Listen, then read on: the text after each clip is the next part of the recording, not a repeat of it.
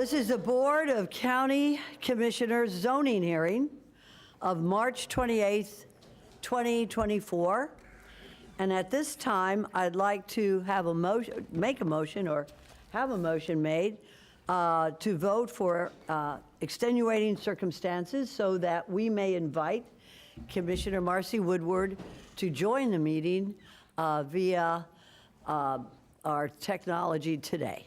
I'll make the motion to allow Commissioner Woodward to join us via either Zoom or by telephone, but she will join us. online means.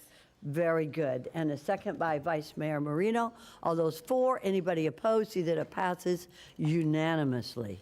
Very good. Now we'll proceed with the roll call. Commissioner Barnett? Here. Commissioner Baxter? Here.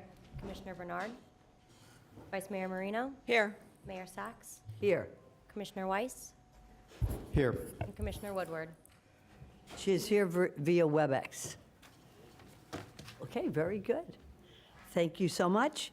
And now if everybody could stand for the opening prayer and the Pledge of Allegiance, please. Thank you. For those of you that can stand, please bow your heads.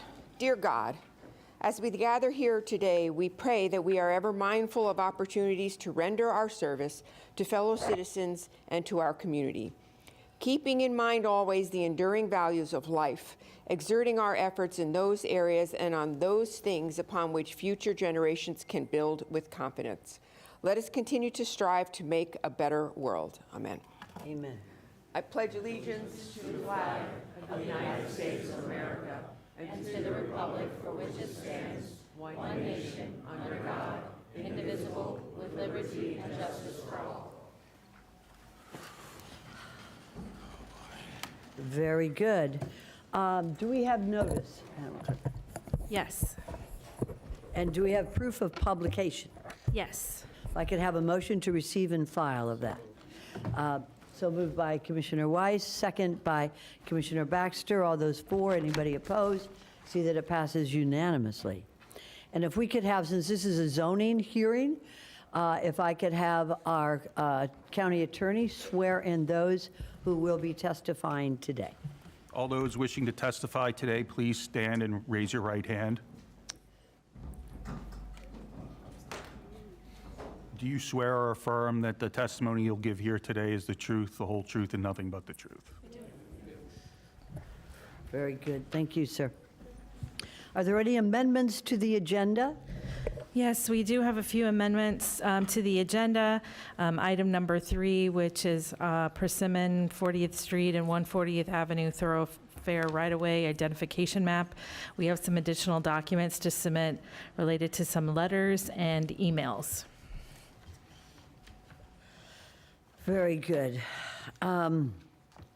Is there a motion to adopt the agenda as amended by Commissioner Barnett, seconded by Commissioner Baxter? All those for, anybody opposed? See that it passes unanimously. All right, we're going to move right. Are there any postponements, remands, or withdrawals from the agenda? No. Very good. Excuse me, Mayor? Yes, If I sir. may, do we know, is Commissioner Woodward actually online at the I moment? believe she was. Yes, sir, she is. I see nodding by our technology. Would you like to chime in and say good morning, Commissioner Woodward? Good morning, everyone. Sounds like Commissioner Okay. Woodward to me. Very good. Thank you for joining us today. Is that okay, Mr. Attorney? Very good. He nods yes. So let's move on. Let's look at the consent agenda at this time, which will be found on the next page. And do we have anybody who would like to pull anything from the consent agenda? Seeing no one? Madam Mayor, Yes. just can you let the record reflect that I am here, please? Of course you're here. The record will reflect that Commissioner Bernard is definitely here today, present. Thank you, Commissioner. Okay. On the consent agenda, I see no one who wishes to pull anything at this time. So we're going to have a motion to any disclosures, and I'm sure we do have some disclosures. Are there any disclosures on the consent agenda? Seeing none, very well. If I could have a motion to accept the consent agenda by Commissioner Weiss, seconded by Commissioner Baxter. All those for, anybody opposed? See that it passes unanimously. Very good. Moving right along to the regular agenda. So this is a comprehensive plan, text, and map series. We are about to hear a presentation from our staff. And staff, you may proceed whenever you're ready. Thank you, Mayor. Brian Davis, the Planning Division. This is under the heading of Comp Plan, Text and Map Series, simply because the Planning Division is here on a zoning agenda. This is really an overview of the ex-urban and rural tiers. Some of you are newer. We have not done a presentation like this in a long time, so we kind of want to get you all up to speed on how the ex-urban and rural tiers work and how we got here effectively, so you can understand and see it from, I guess, a slightly different perspective from a growth management, community planning, and regulatory perspective. So this is an informational item. There's no decision required. I wanted to make that clear. But really, we're looking at, as I said, how are the tiers regulated, but it's really more of a history and geography lesson for what we're talking about. So the rural and ex-urban areas I've brought up on the screen, we have an overview of the county, but we've grayed out most of it, and we're focusing on the rural and ex-urban areas. We'll later call those tiers, but very generally it's the areas west of the Turnpike and east of the conservation areas or the Everglades agricultural area. Can I ask you to speak right into the microphone? Certainly. It's important we all hear you. So to break it down further, the ex-urban areas are those that are in blue. Palm Beach Country Estates, the acreage, those are effectively our our ex-urban areas, and then the rural are places like Colusa, Jupiter Farms, Loxahatchee Groves, and Homeland Heritage Farms, and the piece that we now call north of the Wedge. We used to call it the Wedge. That's actually now in Broward County, but there is a piece down there owned by the Water Management District. That's the rural tier. They are often regarded together because they have a commonality of character, and they have a shared development pattern and history that we'll go into over time. However, before I get into that, I need to communicate some basic ideas so we all start using the same language. And I say this as planning staff sitting next to the Director of Land Development. I'm going to talk to you about subdivision, which is more of an engineering realm, but for our purposes, a subdivision is the legal process of dividing land into smaller parcels. It requires access and other improvements. It's a very general concept of what it is. It is typically done to convey or develop those purposes, and usually refer to this as a plat. That is something that's recorded in the official records. It makes it much easier to then convey the parcel from one owner to another. It is separate from, and this is critical, but complementary to your zoning and land use controls. So they all work in concert, but it is done through engineering. It's done through zoning. Obviously, we handle the comprehensive plan side, but that is how it works at a very base level. So we're going to start. So a subdivision would take it from just a large parcel. You would create many smaller lots just for, like I said, base. Don't want to make any assumptions.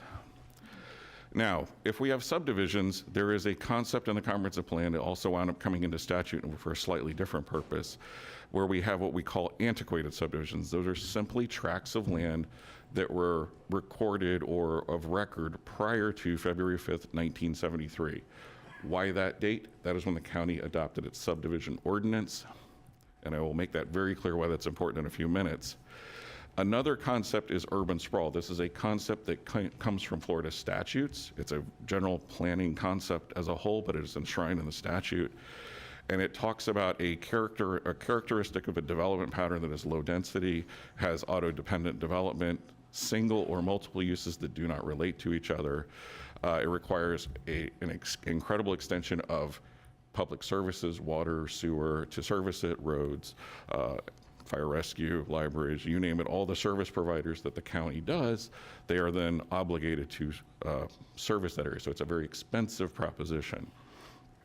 So the idea is that it's an inefficient land use pattern. It's one that we have tried to address, and that's largely what this presentation will be, is how do we address this? And one of the final characteristics in the statute is that it fails to provide a clear distinction between rural and urban. most of the world pre-20th century existed as either urban or it was rural. Sprawl is sort of the blending of the two, and it really fails to have a clear distinction. The idea is one's an area for goods and commerce and exchange, and another one's an area for production and living in a more rural condition. And suburban and urban sprawl tends to be not that. So there's a statutory imposition here that we're looking at, so that term will come about. And just for clarity, I've put up the sort of assembled plat of Jupiter Farms. That is an antiquated subdivision, and then sort of to not sprawl shame anyone, I have the sort of poster child of urban sprawl of Lehigh Acres over in Lee County on the west coast. All right, subdivisions. For the last time I'm going to talk about this, but the subdivision ordinance came about after the county began looking at land use systematically and an overhaul of the zoning code. And it was also in response to a statutory change that enabled governments, local governments, to get more than just what we call paper approvals or pre-platted conditions is what the literature says, where those uses, not only do you provide a legal access on paper, you now as a government could compel people to actually provide all of the necessary services, and that becomes a critical distinction. So it is the subdivision ordinance as established in 1973, it gave clear standards for recordation of subdivision and the requirement for improvements and the infrastructure that was necessary. The improvements are access and circulation, grading and filling, provisions for all of the other necessary utilities like stormwater, wastewater, potable water, electric, fire safety. There are clear design standards, things like curvature of the roads, widths of right-of-way. Those are all very clearly established and enshrined. You want to do development, it needs to be consistent with these requirements in the subdivision ordinance. And then there are additionally survey requirements for the monumentation and so forth, how you actually mark the land and how that's reflected on the plat. The key takeaway for this is that those antiquated subdivisions are done before this, so there is no obligation for the developer to actually have done any of the actual improvements. So one of the issues that becomes common is these improvements are typically left to some other entity as they come in to develop. Other concepts we will be talking about, clustering, and that's simply, and I'm going to use somebody else's phrase here, this is not a staff phrase, but to group buildings or lots on a portion of a site to preserve open space. And that open space can be for natural resources, agricultural operations, equestrian facilities, and or water management areas. That's the plan's definition. What I was going to say is the concept is more simply described as if we're smart about how we build, we do not have to build everywhere. You can use the land for another purpose, keep the same intensity, and that gets to the next concept. One of the other things that we have that comes in as a new tool, if you're very familiar with, and I don't expect a lot of people to, but development history is the plan unit development. This is a concept that was actually invented, if you will. It's attributed to the Urban Land Institute and the National Association of Home Builders in the 1960s. And the county also adopted it in 1969, and the initial language that we used was it was an alternative means of land development to provide latitude for the site planner, which is a very broad concept. But if you understand how straight subdivisions and straight zoning work, it is one use on a given area. Then you had a different use, different zoning district on the adjacent parcel. It makes things like master planning very hard because each different use needs a different zoning district, which means you have to come in and get them sequentially. A planned unit development said you came in with a master plan, you agreed to provide all the infrastructure, you could have different uses and densities, and you could effectively plan them in a more innovative, if you will, for 1969, as we conceived of it. I have up here just as an illustration. It is Jonathan's Landing up in North County. It is actually still unincorporated. It was one of the early planned unit developments. If you're familiar with it, it's a golf course community. The concept there is you can pull the density off of the golf course, put it in other places. It has civic, it has commercial, it has other uses. It also has a fairly substantial county park that has actually been built. And so that's all part of the PUD. So that's part of the transactional things that we started to do as we were coming into looking at this. Now, this is supposed to be about rural and exurban, and I just showed urban, suburban. I just need to understand what a PUD is before we go a little further. I've already used the term density. Density by statute is an objective number or objective measurement of the number of people or units per acre. That's what we talk about. We talk about, an MR5, it's 5 units per acre. In the rural and exurban, it's, 1 unit per so many acres. So with that, there is a gross and net density concept. Gross density is very simply, you have a 100-acre parcel, you have 100 units on it, it's 1 unit per acre.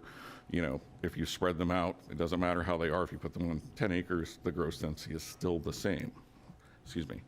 Net density, however, is the number of units in the buildable area. So you may have 100 acres, 100 units, you put them all in 10, the net density for that becomes 10 units per acre, but it's still 100 or 1 unit per acre gross. So just wanted to be clear on that. An example you will see today and other times, and I just wanted to highlight this because this is already a concept that we've illustrated. The ag-reserve planning unit developments use this. If they had maintained a consistent approach of having preserve, and in this case it's 250 acres, they have a requirement for 40% development area, 60% preserve area, 250 units total at 1 unit per acre. That's the gross density, but the net density is 2.5 units per acre. So you will see this routinely. This is how it has evolved, but this is one instance in a different tier where we have used that. All right, very quickly. I'm going to run you through a crash course, three-slide example of how the county has done land use plans for this area over a very long time. In 1972, the county was facing extraordinary growth. Just to give you a concept of how different it was then, in 1950, the county was roughly 100,000 people, entire county. By 1972, it was about 400,000 people. So in a little over 20 years, it had grown fourfold. There was tremendous growth in the 1960s. There was tremendous pressure. And so there was, I'm going to paraphrase it as a freak out by the local government, by staff, by everyone trying to deal with the amount of growth. The state was going through a tremendous jump forward in how it regarded things like conservation, land use planning. It was not quite there when the county instituted its first land use plan.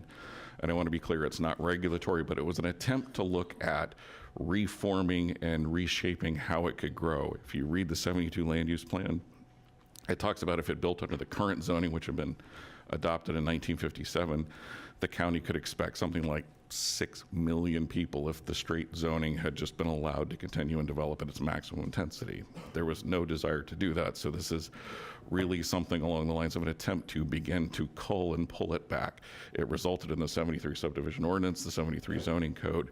It immediately followed this, but this was the first attempt, if you will, at trying to look at how does the county, with its existing resources and what it thinks it can bring online, how can it service a population, and how does it begin to reduce what's effectively already on the books, if you will, just largely undeveloped. So it's not regulatory, but what I really wanted to point out is it supports the new zoning and subdivision ordinances. But the center part of the county, gave away the plot there. The lowest density on here is residential or an estate density. And it only goes as far, it's kind of this yellowy green, but not the green that is, also the EAA and whatnot. So it's sort of that, it tapers off and it doesn't broadcast very well. But it, basically Jupiter Farms, Colusa, Loxahatchee Groves, and part of what's now Wellington are the areas that actually got an estate density. Everything west of that was just like it was the EAA. So in 72, the concept was there was no development once you got into that area. It was all the same agriculture. However, this changed in 1980. In 1975, the state actually implemented true comprehensive planning. The comprehensive plan becomes regulatory, so now every approval you do as a local government from a land development perspective has to be consistent with a comprehensive plan. So we finally could tie service provisions and all of these things together for the first time legally. And so probably the key takeaway is we established the urban service area boundary. And so this was to begin to further address where development occurred. So the idea was the county was going to agree to provide services in a certain area, and everything west of this service area line would only get very low densities. And so that's now that area that's in yellow. This is an area that had not largely been activated or intended for development. And so the line jumps west, but it's not the service area boundary. The service area boundary is really where the grays and oranges, sort of that outermost extent. That's where the urban service boundary was. Among other tools the county had was the TDR program for those rural areas, those old subdivisions, to effectively send their density back to the east, so the developer or the owner was compensated, if you will, for the giving up their development right. They could sell it on the market, put it back to the east where the services already were planned for. I just want to be clear, those west of the urban service area boundary were very low residential, and their land uses range from 1 unit per 5 acres to 1 unit per 2 acres. So still fairly low density. Now, obviously growth continued. 1985, there was another huge overhaul of growth management. It went to a very different perspective. We had a completely new comprehensive plan set up and framework. There was a very strong component to reduce urban sprawl. It affected the ex-urban and rural areas as they came to be known very greatly.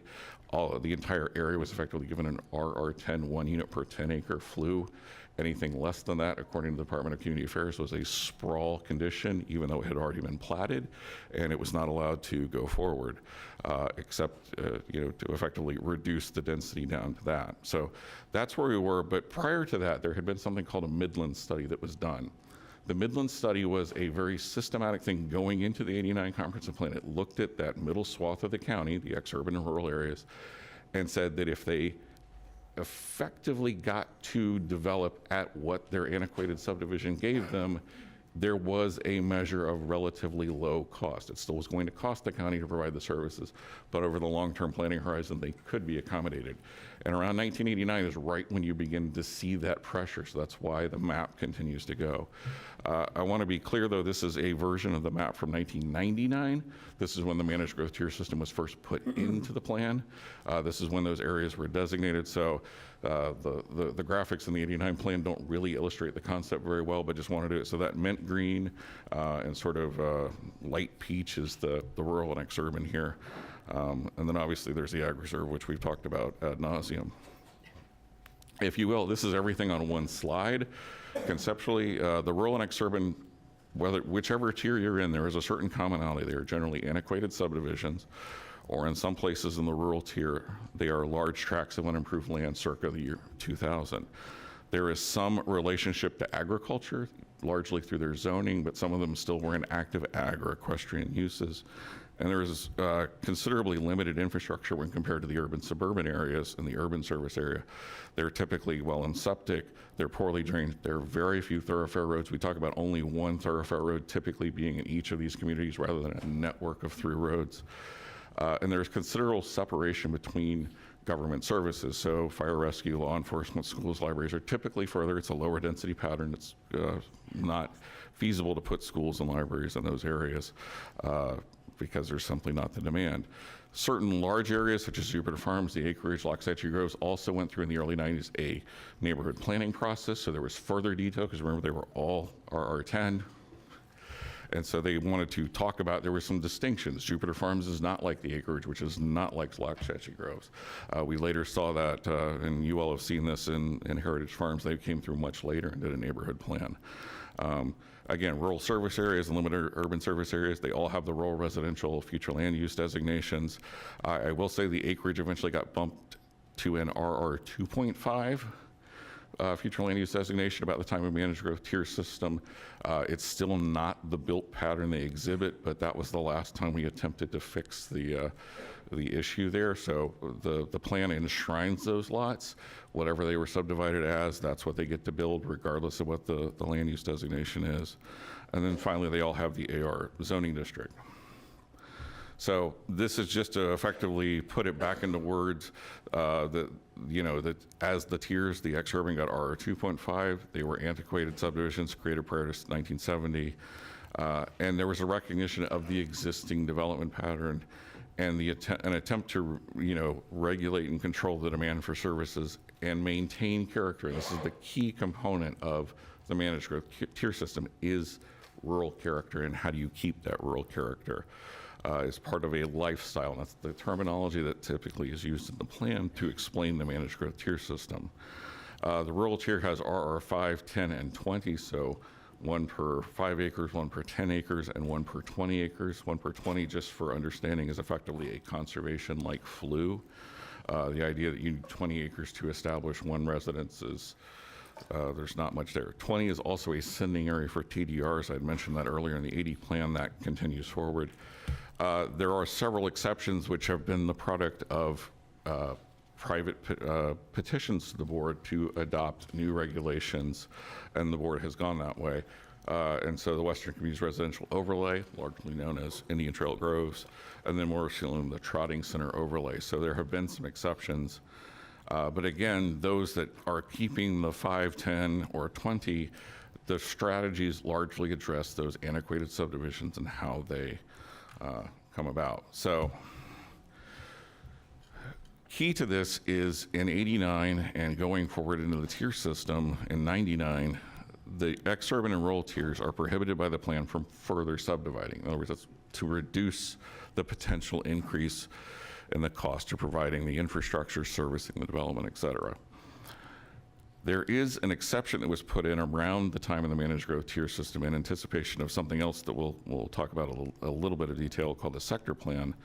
And it was an alternative notion of going back to that planning unit development. Well, if the concept of a planning unit development in the urban-suburban tier was to increase densities and to concentrate densities, the rural tier, you still get the same density for an RRPUD that you had if you were a subdivision, if you had just been a, 1 per acre and a quarter or 1.5 or 1 per 5 acres. It just allowed you to configure the lots differently. It allowed for either a variable lot size or a cluster in an equestrian community.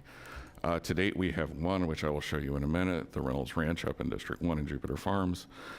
There is a potential identified in the plan for a second one at Lion Country Safari, should it ever convert. That was put in the plan in 2010. It is a tool that has been out there, but we as staff are looking at it from a planning and zoning perspective. There are obviously some concerns, and I'm about to show you why. The large projects that we saw post-2000 after the creation of the RRPUD have not used it. Reynolds Ranch, just so you can see, these are roughly, there's 30 units on about 150 acres and 12,000 square feet of commercial. It has an RR5, so 1 per 5. The lots are basically 1.5 acres in size, but the idea was they had a sort of community open space and trail network and the drainage. There have been some concerns with how this has actually operated. There may be too few individuals in the HOA to actually manage it. I'm sure Commissioner Marino's rolling her eyes at me. Is well aware of it. But I wanted to come back to this notion of the large lots in Central County in and around what we call the Central Western communities, and we went through a sector plan process. This is an aerial of what it looked like around 2010 or so, and you can see there's some very large parcels in and around that area. You see Indian Trail Groves, you see the old Callery Judge Grove, which is now Westlake.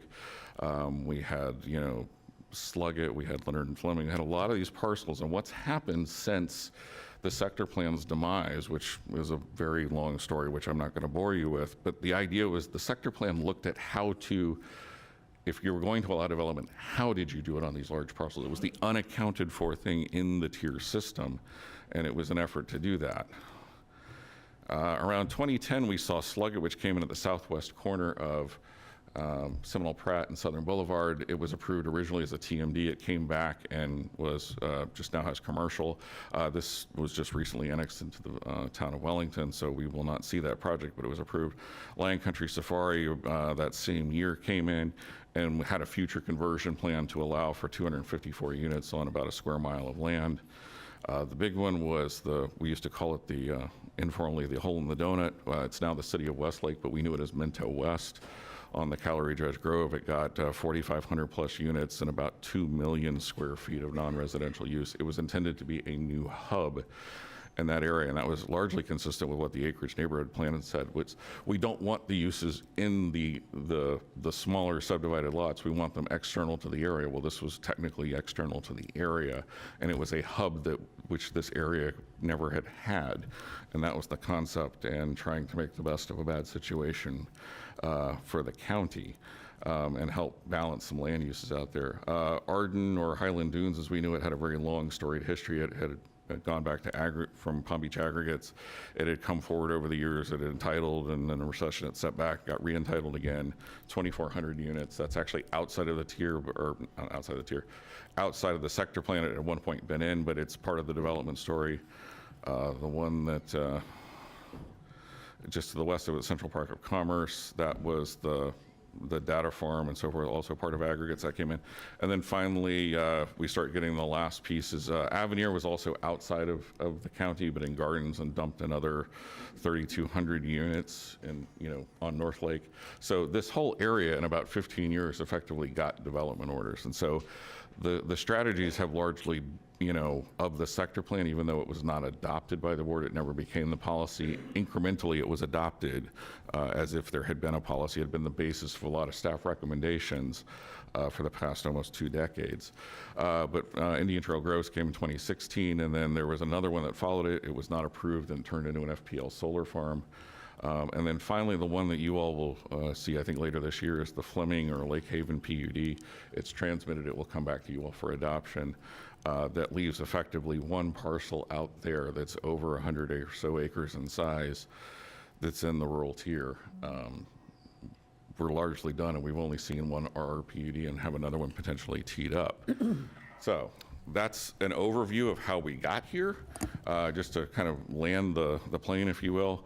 The county has had a systematic program for the better part of 40 plus years to allow the antiquated subdivisions to develop as they were originally. It has been costly. It is why it is difficult to service those areas. It's why they, putting in things like libraries and schools and fire stations are often before you.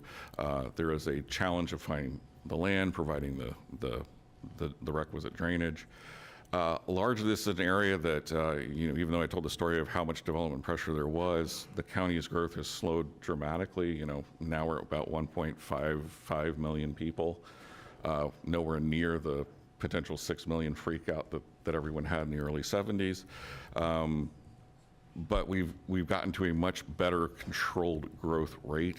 We have defined our character, but this area was sort of the last of how that was done. The idea of all this was to minimize the demands on infrastructure and services, to go build that stuff that is the obligation of the local government. We have maintained rural character and lifestyles and provided a diversity. The entire intent of our tier system was to concentrate growth in the urban-suburban tiers, and to minimize the growth here. 90% per the plan is where you want the population. 90% of the overall county's population should be in the urban-suburban tier. We have still maintained that. And so that has enabled a different lifestyle to exist out there.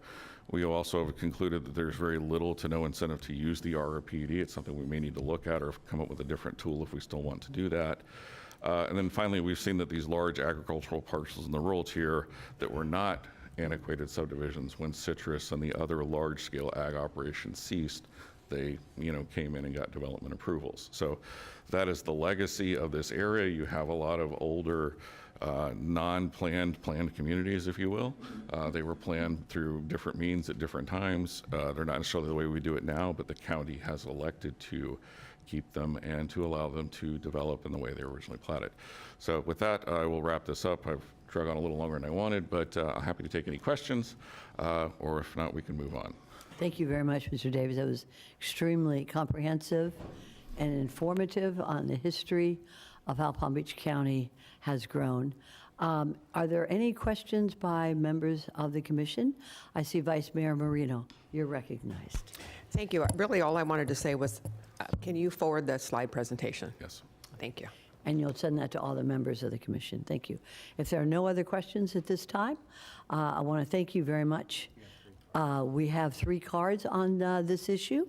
So Commissioner Weiss, if you would call the names, when your name is called, if we have 2 podiums, we will use 2 podiums. So as your name is called, come on up to the podium. And when I see you, I'll recognize you. The clock will start. Go right ahead, Commissioner. Drew Martin, followed by Elizabeth Accomando, followed by Alexandria Larson. Okay. Before we proceed with our folks at the podium, I'd like to recognize Commissioner Baxter. A quick question. These cards, Are they also covering the roads?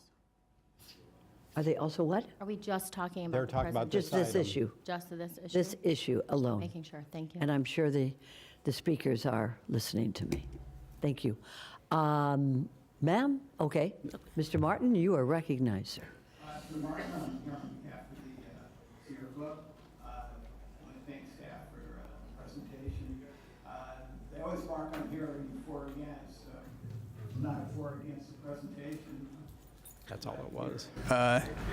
I guess we're for anything that prevents increased density in areas that don't have the facility for it, and particularly concerned about things like septic tanks, which are bad for the environment.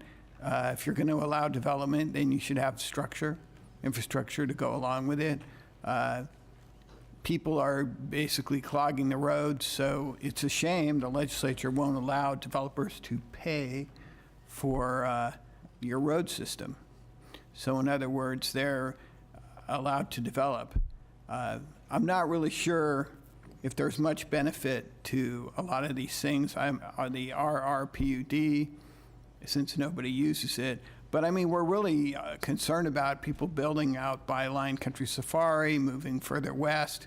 So we hope that you will continue to support agriculture in your comprehensive plan and discourage density on agricultural lands. Thank you.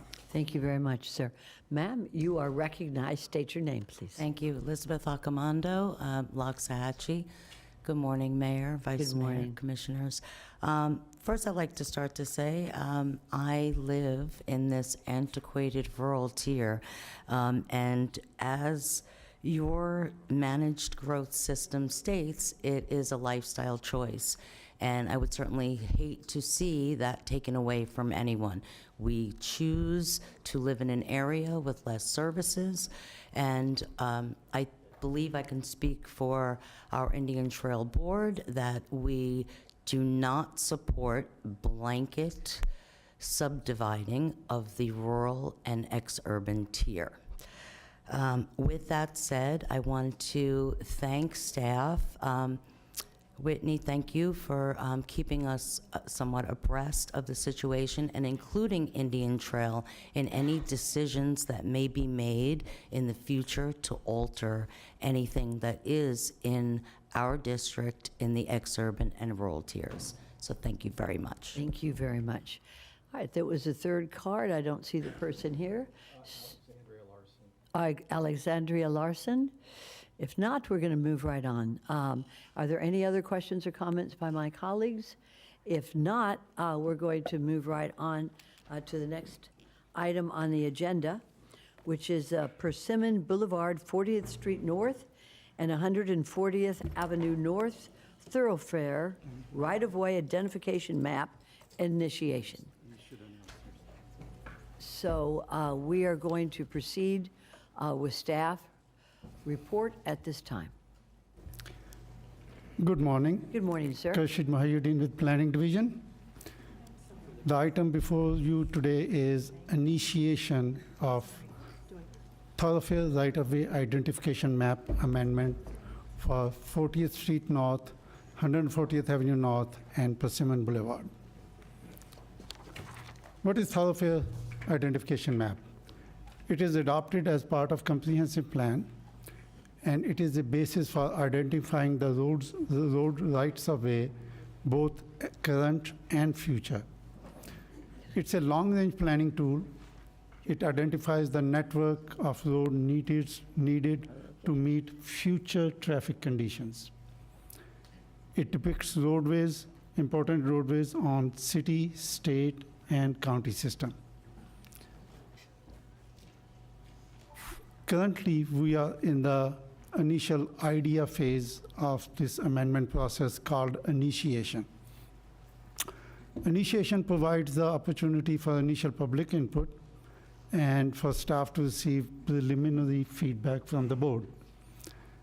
If initiated, a full staff report will be prepared with data and analysis to be presented to this board at a future date. Initiation does not indicate future BCC approval.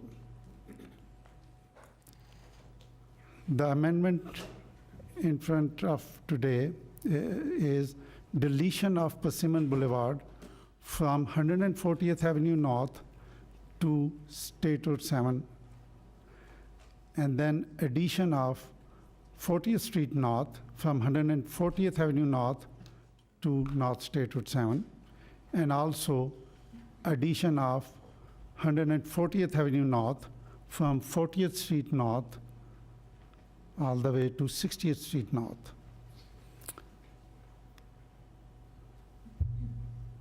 Deletion of Persimmon Boulevard, and addition of 40th Street was directed by the BCC on November 28th. Addition of 140th Avenue was recommended by the county staff to complete the network and improve roadway connectivity. Deletion of Persimmon Boulevard from the TIM will not affect the existing roadway and as it is used today. Addition of 140th Avenue North and 40th Street North to the TIM will allow for consideration of future improvements.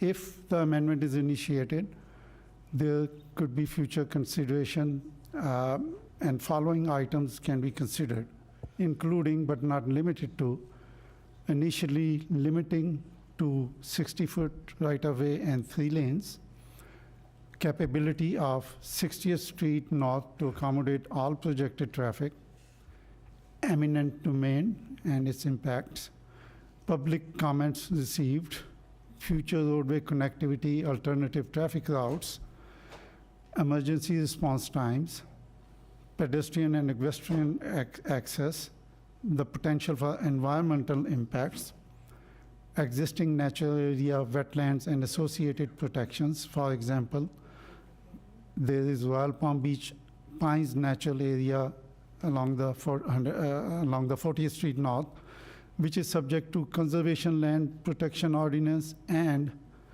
Notice of Limitation Use, as well as conservation element of the comprehensive plan. We notified all the property owners fronting these roadways and all the special districts, water management district, school board, and all the municipalities in the areas. We held a public information meeting on February 16th online, and about 29 participants spoke. All were opposed to it, and 92 members of the public attended. March 8 PLC hearing, 25 members of the public, including representative of Village of Royal Palm Beach, spoke in opposition of the amendment.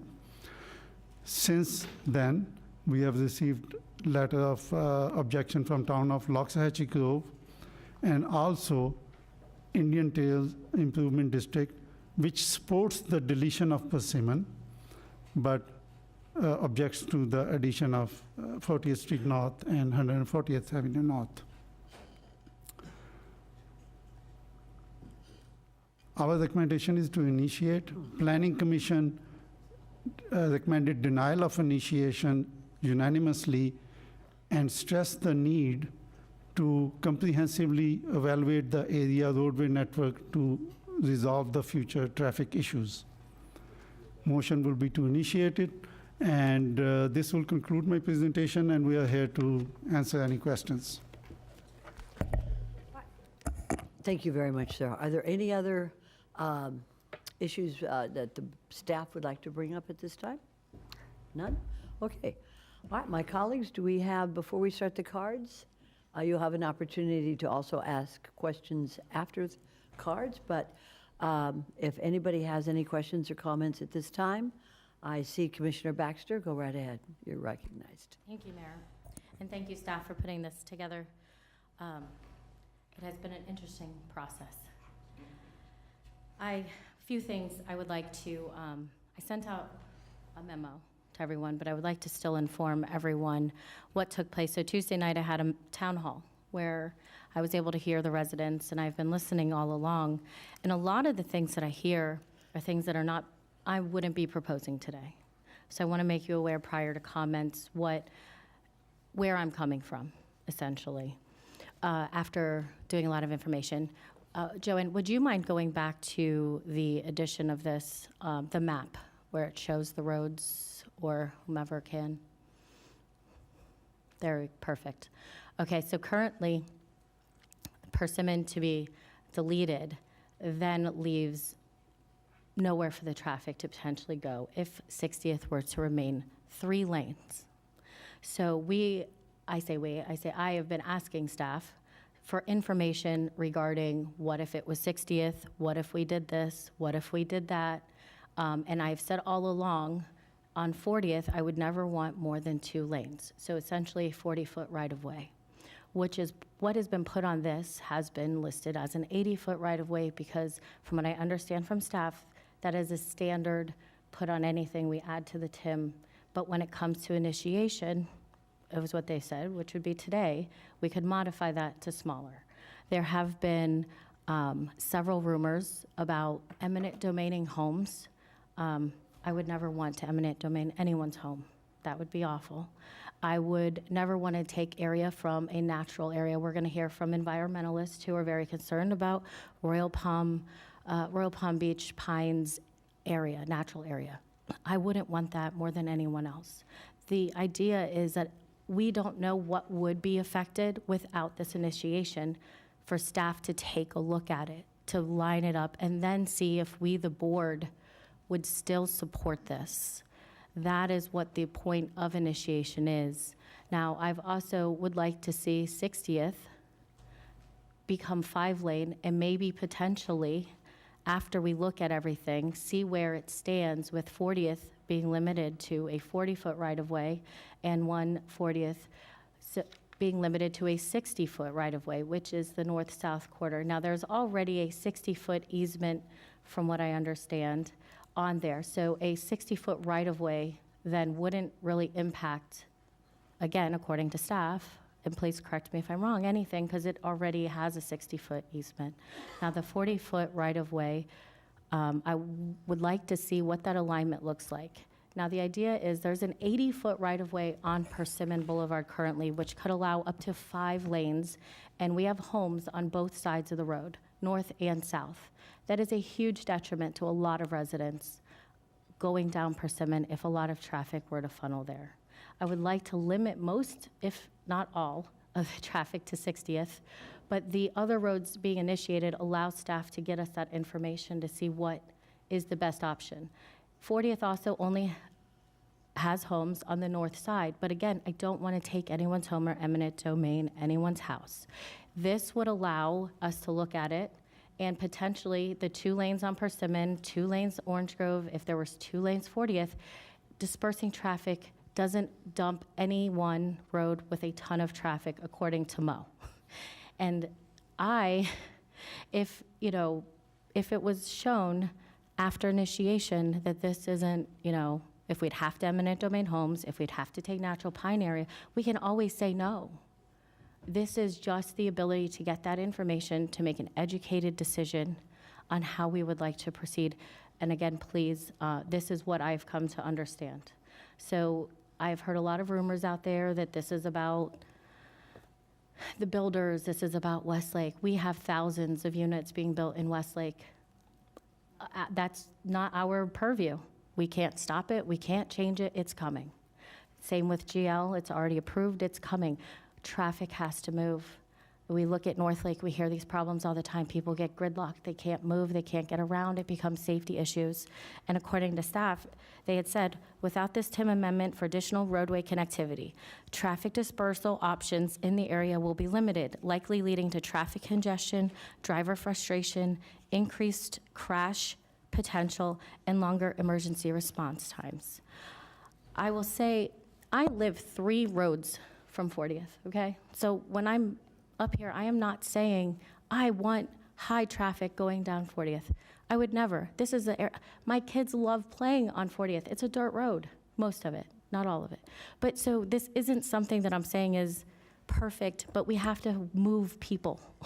They can't just keep being gridlocked. It's a safety issue. And so as much as I do and sympathize with everyone we are going to hear today, and I want to maintain our rural character just like the next person, I don't think 5 lanes down Persimmon does that. I think having a few 2-lane roads does that much better. But again, we're not asking for anything more than information to make those decisions later, and that's what initiation does.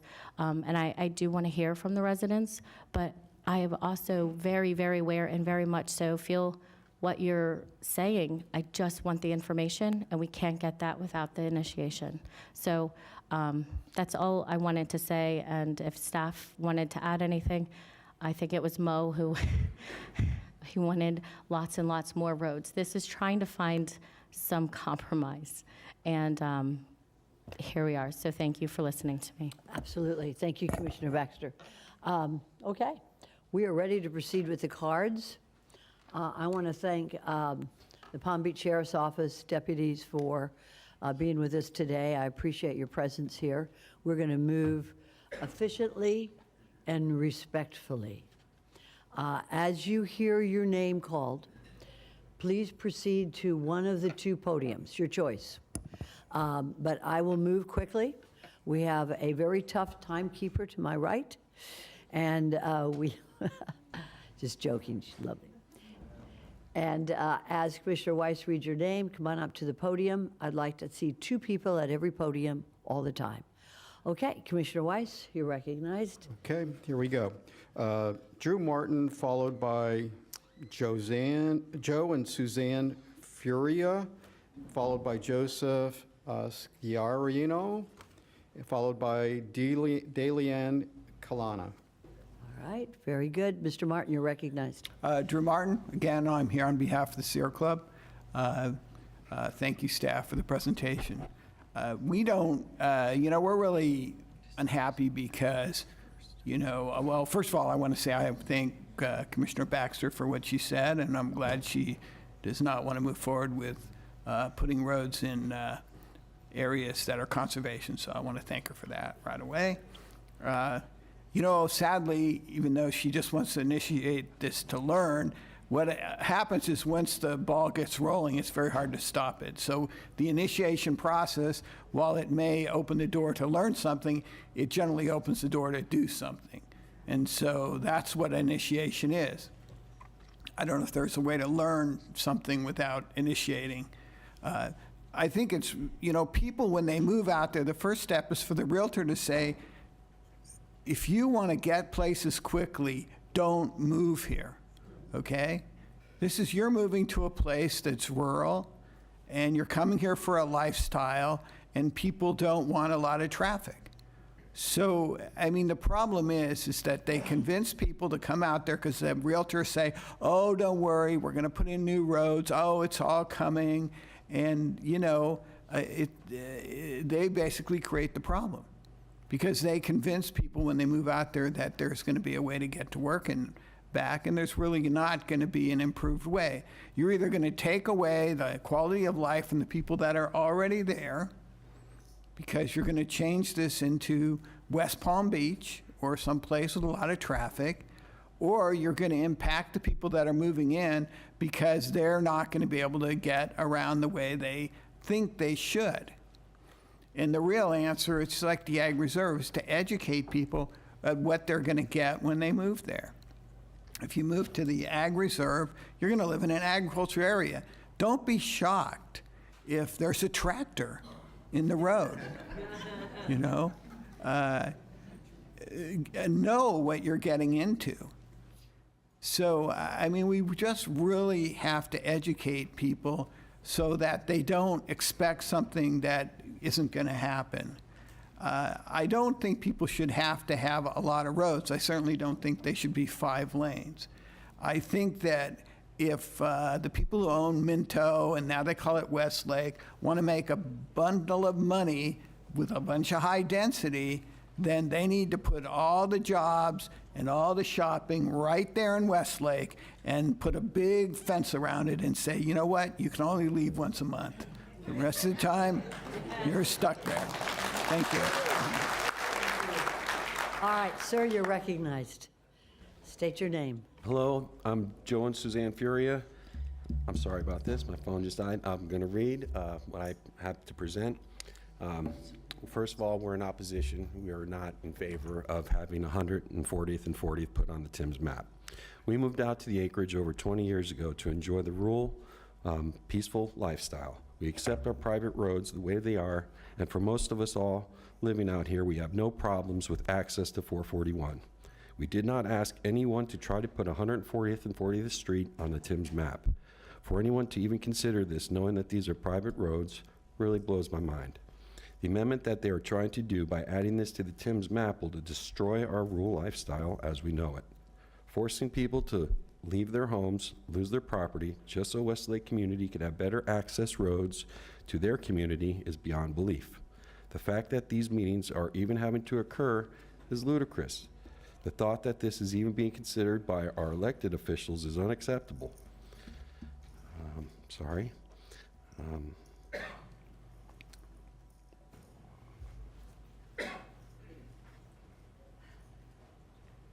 Okay, the Westlake community has already begun to destroy our rural lifestyle. Westlake needs to focus on what they were originally given approval for, which is 60th. We were told this was going to be plenty adequate for them. Instead of us taking over our peaceful roads, they need to widen North Lake Boulevard, connect Seminole Pratt to the Beeline Highway, widen and increase the speed limit for Okeechobee Boulevard. These things are common sense. I have not encountered one single person in our area that wants this to happen. Show me one person who lives in the acreage and wants this to go on the map, and you can bet their intentions are not to provide us with anything good. Please do not allow 140th and 40th to be put on the Timms map, period. My wife might like to say. Sacrificing one community for the sake of the others is absurd. The acreage has been established for 40 years. Originally, Minto had said that those properties would be put on an acre lots, acre and a quarter lots, which quickly got changed. So now their density has increased. Again, they became their own city. Why is it that the acreage then has to become the solution to the problem that the developer created? Please keep in mind that you're taking away property. If that road were to expand, it will become eminent domain, and we do see that the county will take those properties from people. And some of those residents would mean that that road would come in between, right through their home. Please take this into consideration, that you cannot sacrifice one community for the sake of another, and we ask that you oppose adding this to the Timms map. Thank you. Thank you. Could you, all right, no, excuse me. Ma'am, I'd like for you to state your name for the record. It was on the card. Okay, we have it on the card? Very good. You know, when you applause, I appreciate it. However, you're taking time away from the next speaker, so let's be respectful. Sir, state your name, you're recognized. My name is Joseph Sherino, and I live on 4095 110th Ave. I strongly oppose this. Not the best public speaker, but I'll get right to the point. A lot of you folks may or may not be familiar with the area. I know Ms. Baxter is. If you've ever had the chance, hopefully you've had a chance to look at these roads and actually measure them. And I can tell you, when you actually put a measuring tape from one side to the other and you think about even a 50-foot easement for it, it's in everyone's property. And I know you mentioned earlier that there's only houses on one side of 40th. Royal Palm Beach is on the other side. So on 40th, there's houses, and you can't go that way because you would be in the backyard of people in Royal Palm Beach, and you can't go the other way because you'd be taking homes. I know the engineer for Royal Palm Beach opposed it at the last meeting, and he had said in his study that 13 homes would be taken. So that's homes that are taken, not someone's 10 feet of their property. That's their homes. That's something that people worked for their whole entire lives. The acreage does not have a traffic problem, okay? The people inside of the acreage who've lived there for God only knows how long, we don't have a problem with traffic. The problem is people trying to get from Westlake and those new communities east. And everybody wants to run them right through our communities. They're rural roads. They're not meant to see 3, 4, 5 lanes. They're dirt roads. So hopefully you guys get that and understand that everyone is opposed to this. Very good. Thank you, sir. Thank you. Commissioner Baxter, you're recognized. Thank you.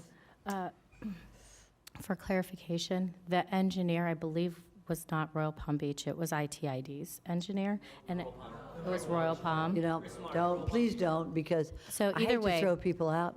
which either Be engineer, the point is that was based on an 80-foot right-of-way.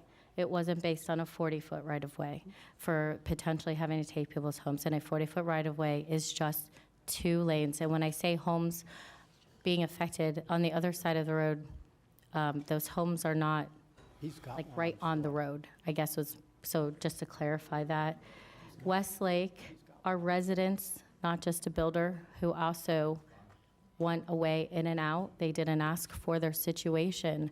And it is my responsibility to consider all residents, not just one side or the other, but what is best for the whole, the most amount of people, a wise person once said to me.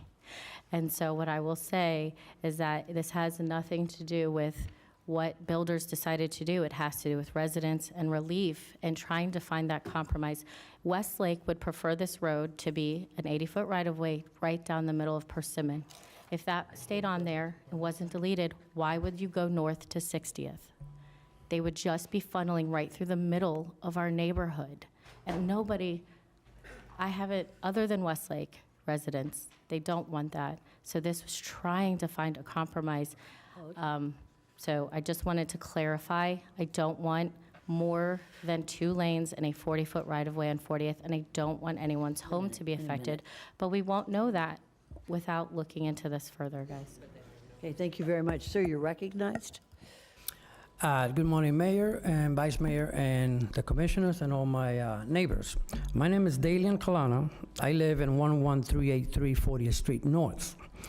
Now, what I like to say, and please don't take it the wrong way, okay? The acreage has been there about almost 67 years.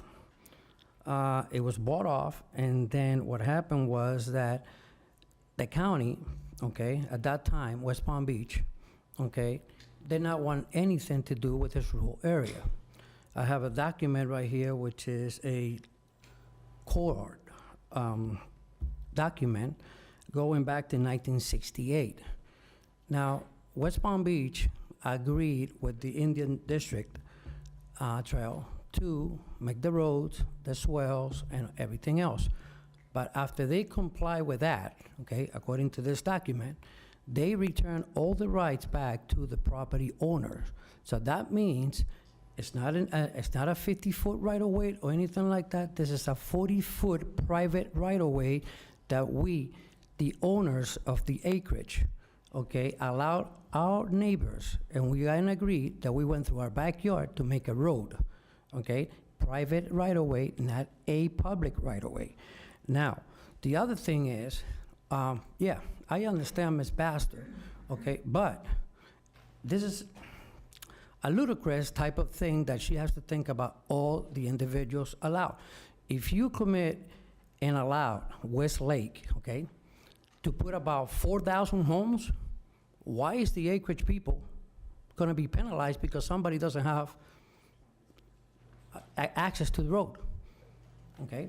So my suggestion is this: get Westlake and all the fancy little freaking things that they do and all this land and all this stuff. You know what?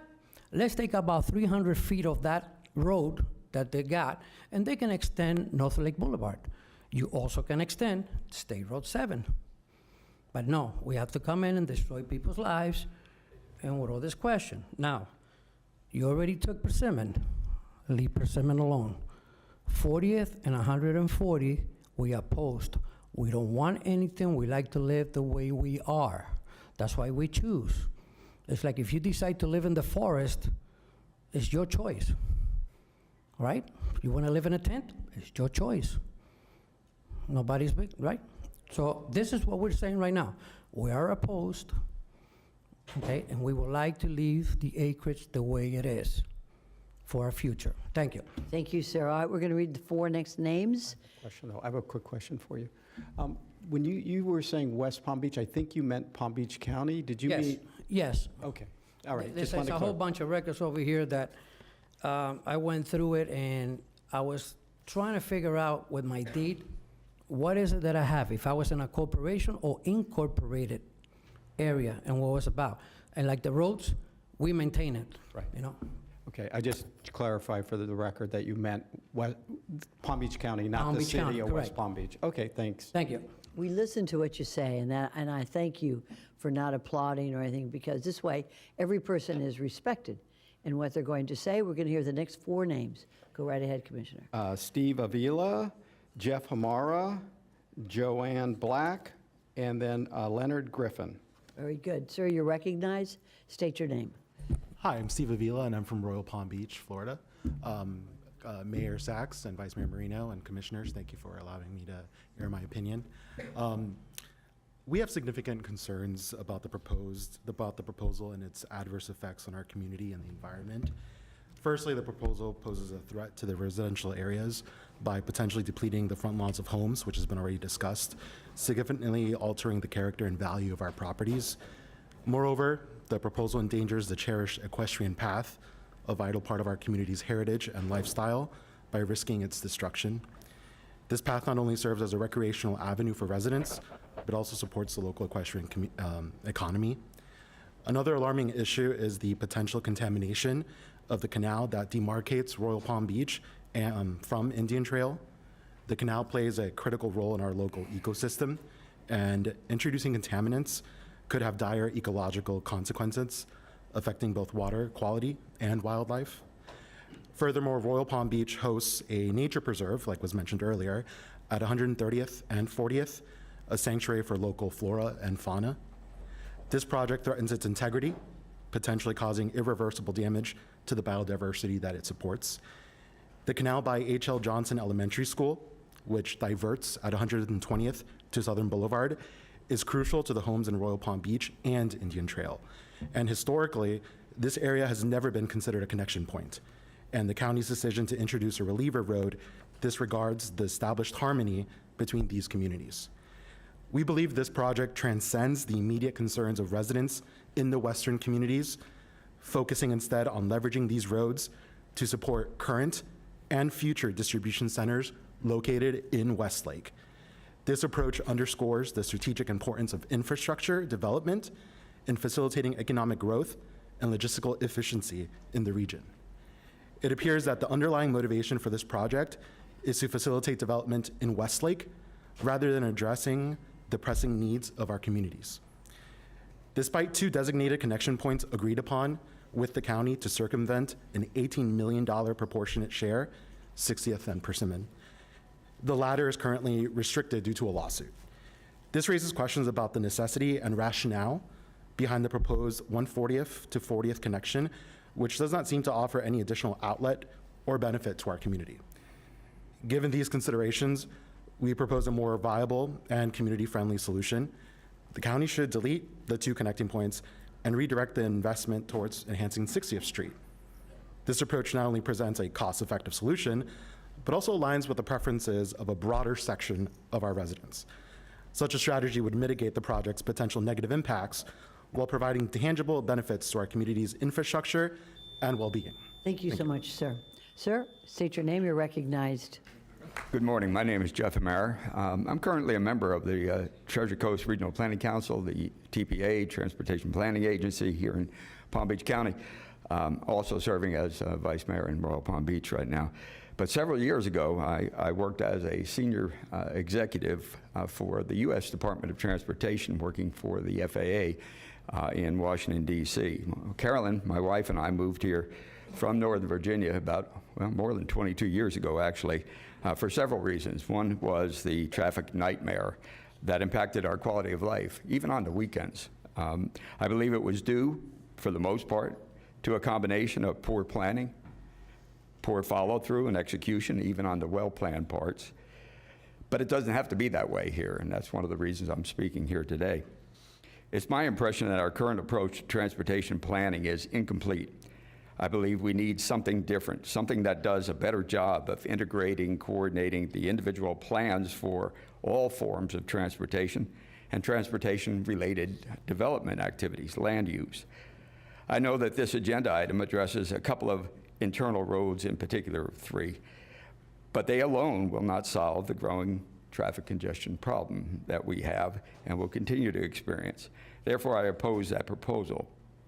There are other available major thoroughfare connections and extensions that can make a bigger impact on our traffic congestion problem, like Seminole Pratt Whitney to Beeline Highway, 45th Street to 60th at State Road 7, and Roebuck Road between Jog Road and State Road 7.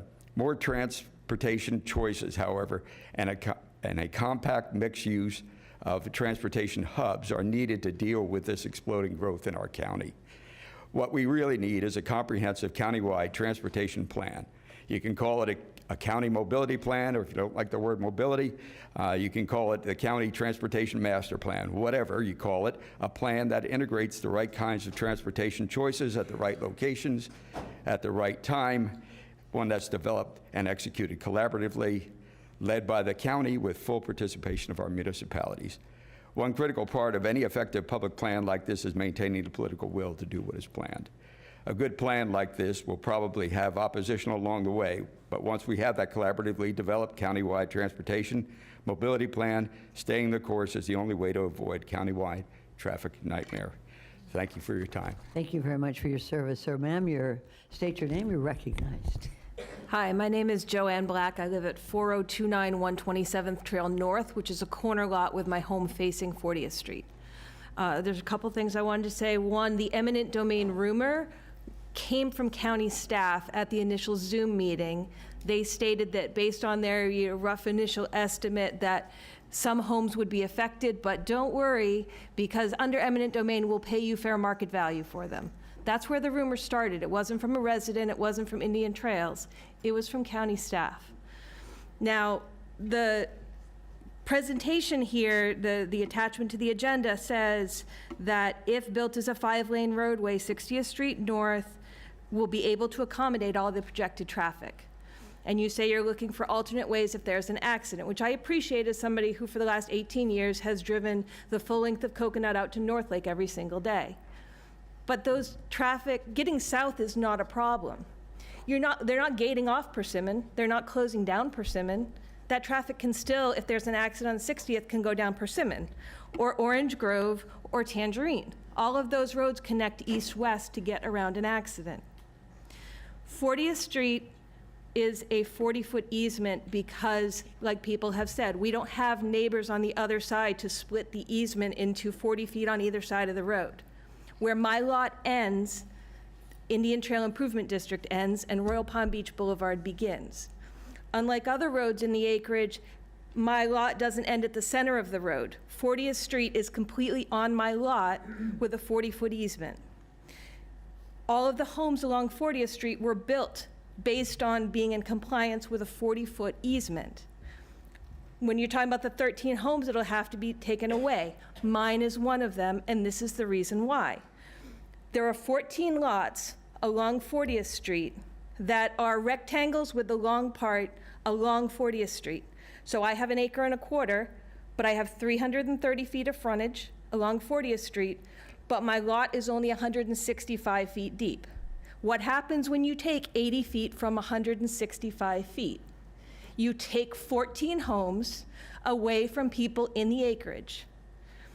There's a reason that road, everything around 40th Street has been designed based on compliance with a 40-foot easement. If you try to take 40 feet from the south, you're going to take homes away from people in Hawthorne and La Mancha in Royal Palm Beach. And those 14 homes are only the ones on lots configured like mine. There's 100 other homes that were built in compliance with a 40-foot easement that may be affected if you try to take even another 10 feet. And if you think that putting this on the TIM is going to keep, we're just going to put it on as a 40-foot easement, that works until traffic starts going down it, and another county commission comes in later and says, let's widen it to 60 or 80. Very informative. Thank you, ma'am. Sir, you're recognized. State your name. Do you need to have the microphone closer to you, sir? Oh, no, you've got it. Excellent. State your name, you're recognized. Can you hear me? Nope. Yeah, I sure can.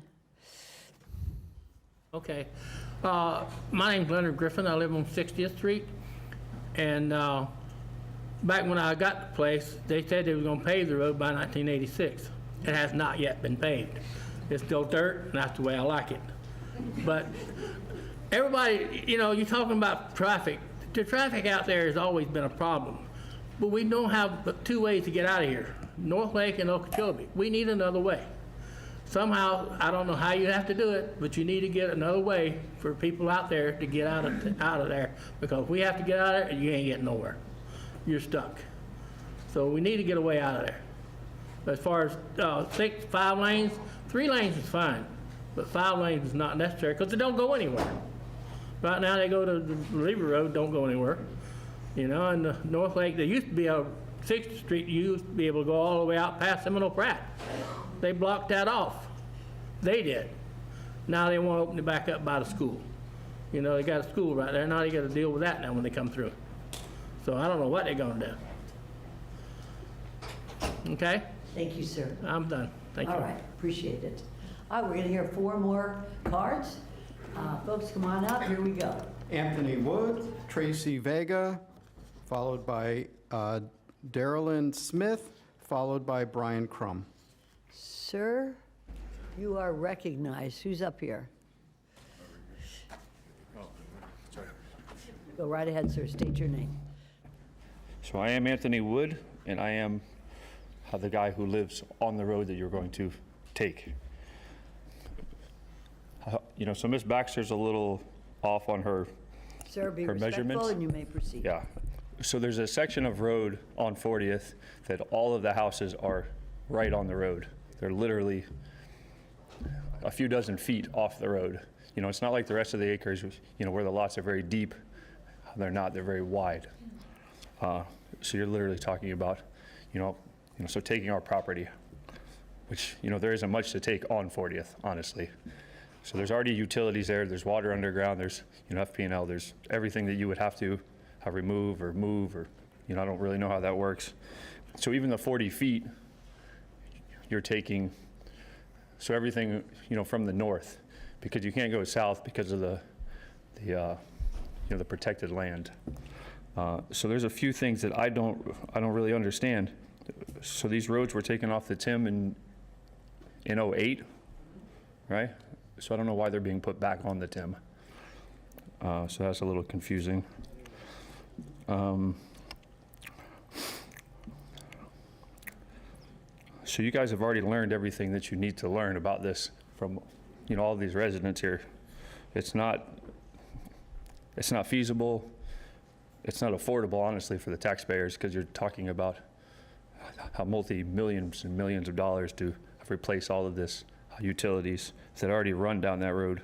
So there's not utilities on other roads, like we have water, on 40th, have the city water, which is all underground, which you guys already have the issues of, not knowing about the underground utilities on North Lake. So that's already moved back a year plus. So this is a place that I moved to raise a family, for that, the equestrian lifestyle. My daughter rides, so my son has been, the outside kid for his entire life. So now you're talking about how this road that's going to go through, these cars are going to be doing what? At 50, at 60 miles an hour, a few dozen feet, from where my kids sleep. I'm totally opposed to this.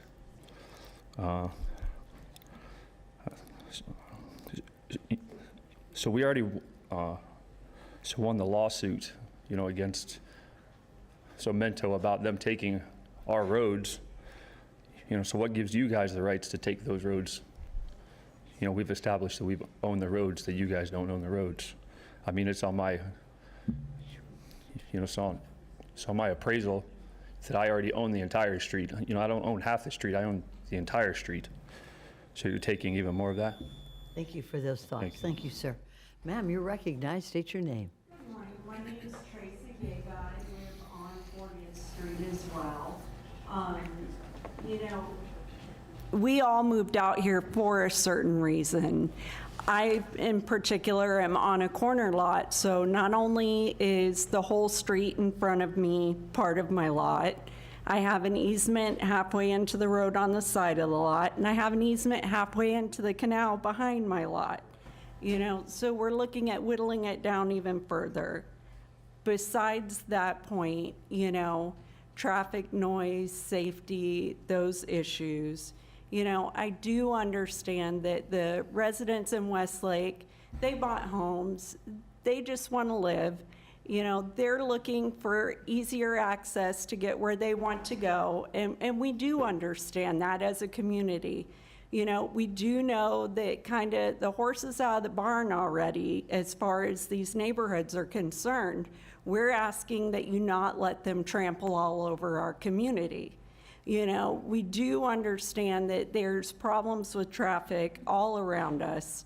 We're asking that this particular amendment be nipped in the bud so that we don't have to worry about the possibility, and that focus be put on expanding the roads that do need expanded already. You know, you've got North Lake, you've got Southern Boulevard, the State Road 7 extension, all of these big pertinent roads that are already there. If you connect us to State Road 7, it's going to be horrendous, and there's really nothing that could be done to compensate for that. Nothing. Where else would we live the way that we live here? You know, we're asking you to nip this in the bud and protect us from that possibility. You know, I just bought 4 orchids the other day, and I'm thinking maybe I shouldn't put them in the tree out front because it might get torn down. That's no way to live.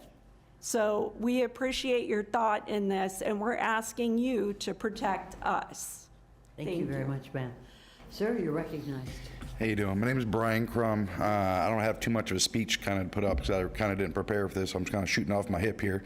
But anyways, I've been in the Western community since 1979, 78, 79, back when Wellington was, you know, 2-lane dirt roads. So with that being considered, I've been on the acreage now for probably 20 to 22 years, and I'm right there at the corner of 40th and 121st as well. I see horses daily between 130th, 40th, don't get down to 140th too much, but 40th and 130th, I see horses daily. Putting this easement and whatnot in, where are these people riding from? There's a farm at the corner of 130th and 40th. The horses are 12 foot off the road. The horses, they'll have to, you know, put up a, you know, a chain link fence to keep their heads from getting ripped off by cars, you know, coming down the road. Where do these horses go? Where do these, we moved out here, like everybody's saying, 50, 60 years ago for this community just because they're adding thousands and thousands of homes to try to, I guess, pack up Palm Beach County, putting roads through our streets due to the fact of that's like if I need extra room to build a pool in my house, I'll just go run over to my neighbor's house and start digging holes and hey, I'm gonna move the pool over here. That's not proper. That's just not the way it goes. So at the end of the day, they kind of need to figure out maybe a helicopter. I mean, that'd be a good opportunity. It wouldn't be you know hitting anybody, you know, properties and streets and whatnot, but just. I don't know how to explain it. I'm just wondering where these horses, where's the rural community that we've been in for the last 40 years, although I haven't lived in 40th and 121st for 40 years. I've been there for 22, 23 years probably. Where's this lifestyle going? That's all. My neighbor's house, which is on the corner of 140th, he's literally, you bring that easement in, you're gonna have to move his doormat to get, you know, so he can walk inside of his house. I mean, he's literally right on the corner. So that whole intimate domain, I really think that's gonna take place. I mean, I don't know. I mean, I hope you guys realize everything that's going on, what everybody's talking about, and taking that into consideration. Thank you, sir. All righty, appreciate it. Ma'am, state your name, you're recognized. Thank you so much. My name is Darylyn Smith, and I live on the corner of 40th Street and Royal Palm Beach Boulevard. So I've already been through some expansion with the Royal Palm Beach Boulevard. But my concern is the fact that I'm not another homeowner that would lose their home should that road be expanded further than even 2 lanes. I strongly oppose the roads at all on 40th expansion and 140th. This was a home that we purchased for our retirement, and reaching that age, this is, you know, I don't want to leave my home. This was something that we had planned on. We have lived in this house for nearly 40 years. So I would appreciate all of you taking into consideration revising this. We have access from the Turnpike and I-95 with major thoroughfares, North Lake, Okeechobee, and Southern Boulevard. And all of those roads should have been expanded, obviously, many, many years ago. That's where expansion needs to take place, because these are the roads that carry everyone from downtown, from, the Turnpike, from I-95, not our little streets. And I just wanted to say that I strongly oppose. A lot of this has been said already, obviously, but please take under consideration. I know, Sarah, you have lived Thank you very much, in the ma'am. area as well. I appreciate your thoughts. Thank you very much. We're going to go now and read 6 names. You all have been very respectful, and I appreciate that. So Commissioner Weiss, we're going to do 3 on one side and 3 on the other. And thank you again for being respectful. Commissioner? All right, we have Veronica Meeks, Ray Liggins, Victor Morton, Christine Boyette, and Richard Boyette, and Donna Groper. Very good. We have 2 podiums, and we're going to move efficiently. Ma'am, you are recognized. Thank you. Thank you. My name is Veronica Mix. I live 3 houses down from 40th. I walk with my kids to pet those horses he was talking about. We walk that canal every single day, picking up trash and enjoying nature. I'm sorry. Take a deep breath. There are several ongoing projects that will be available to alleviate west-east traffic that don't involve our small ITID-owned streets. So this initiation is completely unnecessary. We want persimmon of the Tim, yes, but not at the expense of adding 40th and 140th to do it. I drive down 140th and 40th every morning after I drop my kids off at school. It's 8 a.m. and there are no cars, not one single car. All I see is people hiking, biking, walking their dogs, enjoying the peace and quiet in the area. This is the very reason so many of us chose to live there. It's easy for the people in Westlake to demand that we open our roads for their comfort, that we lose our way of life so they can get east 15 minutes faster while they sit at home behind closed gates on a quiet and peaceful street that will not be altered. It's our streets that are going to be altered. I looked at Westlake when we were looking at for our home. I knew it was far removed and with limited access, and they knew it too. I knew I was moving to an area where there were dirt roads and some neighbors would park their trucks on their yards. I was okay with that. I chose our home because it was on a dead-end road. It was peaceful. It was quiet. Our kids could grow up safe. Enlarging 140th and opening 40th as a pass-through to SR7, even as a 2-lane road, will destroy that. Making our neighborhood streets into west-east corridors for Westlake would destroy our way of life. Adding those roads to the TIM will instantly make property values drop. It would create a constant flow of traffic that we don't have. It will create noise that we don't have. Most of all, it will endanger our children. By the time Westlake is done, it will have 4,500 homes. At 2 cars per home, that will be 9,000 cars. Even if a fraction of those cars are allowed to flee freely into our neighborhood, you're talking about 900 cars coming through our very quiet streets daily. How much chaos do you think that will create? How many accidents? The children in our neighborhood are used to bike, walk, and play freely on our roads. Our kids will pay the price with their lives.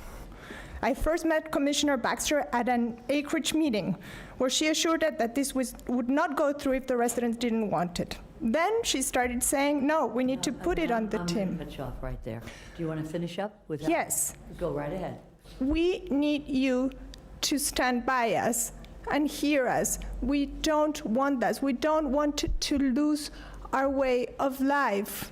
We need you to vote no on adding 40th and 140th to the TIM. They were already added, they were taken off. Please vote no. Thank you very much. much, appreciate it.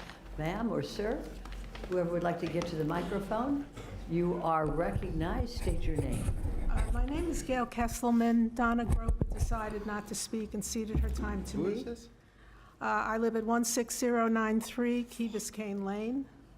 Okay, wait. Hang on, I gotta find your card. Okay, I'll tell you what, while we're looking for it. You don't have a card. I have a No, card here. okay, so just 1 minute. While we're taking care of you, let's go right ahead with you, ma'am. Go right Okay. ahead. State your name. Can you hear me? Yes, my name is Christine Boyette, and I'm way out of my comfort zone, so I'd rather be in my yard playing with my plants. Yesterday, I emailed all of you a letter, including 2 pictures, just to show some of the trees that you would be destroying. I have a cypress dome. I counted over 100 trees. Deep breath. I know. You would have to destroy a lot of them. That would be so wrong. I'm more concerned about that than even losing my house. I live at the corner of 40th and Coconut. So for 36 years. Sorry. Anyway, I'm assuming Sarah Baxter is the one that proposed this. Ma'am, we're not going to mention names, we'll mention. Okay, so whoever proposed this, who were they influenced by? What input did they take before making such a crazy proposal? What influenced them? Because expansion of 40th and 140th and connection to the State Road 7 extension will only, in my opinion, benefit not the people in the acreage. It would probably, it's supposed to benefit Westlake. I don't know how, but Westlake should have never been approved without the proper roads in place to handle all the extra traffic generated by them. This out-of-control growth in Palm Beach County can't continue. The long-term residents of Palm Beach County, which a lot of us here are, should not have to suffer by losing our homes and land because of bad planning by whoever is responsible for the growth our roads can't handle. Leave our neighborhood roads alone, 40th and 140th, leave them as they are forever. Who is to say there's not a hidden agenda behind this proposal and that the next road to be considered for expansion is Coconut Boulevard? Could there be a conflict of interest by whoever's involved in this? Expansion of the main roads is what's needed, such as Okeechobee to Seminole Pratt, North Lake to Seminole Pratt, State Road 7 extension that needs to be expanded. When it's busy, it's bad. From Persimmon to Okeechobee, for example.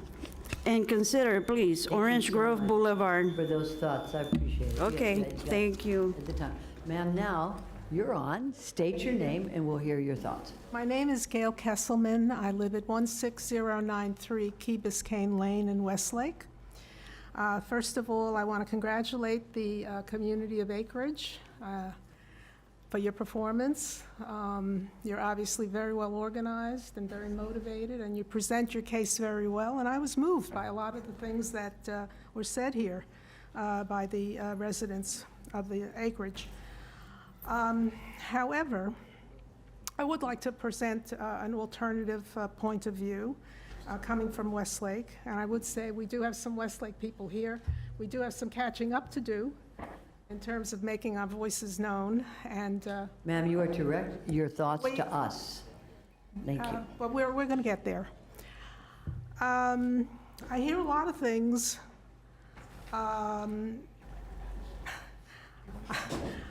I don't want to get too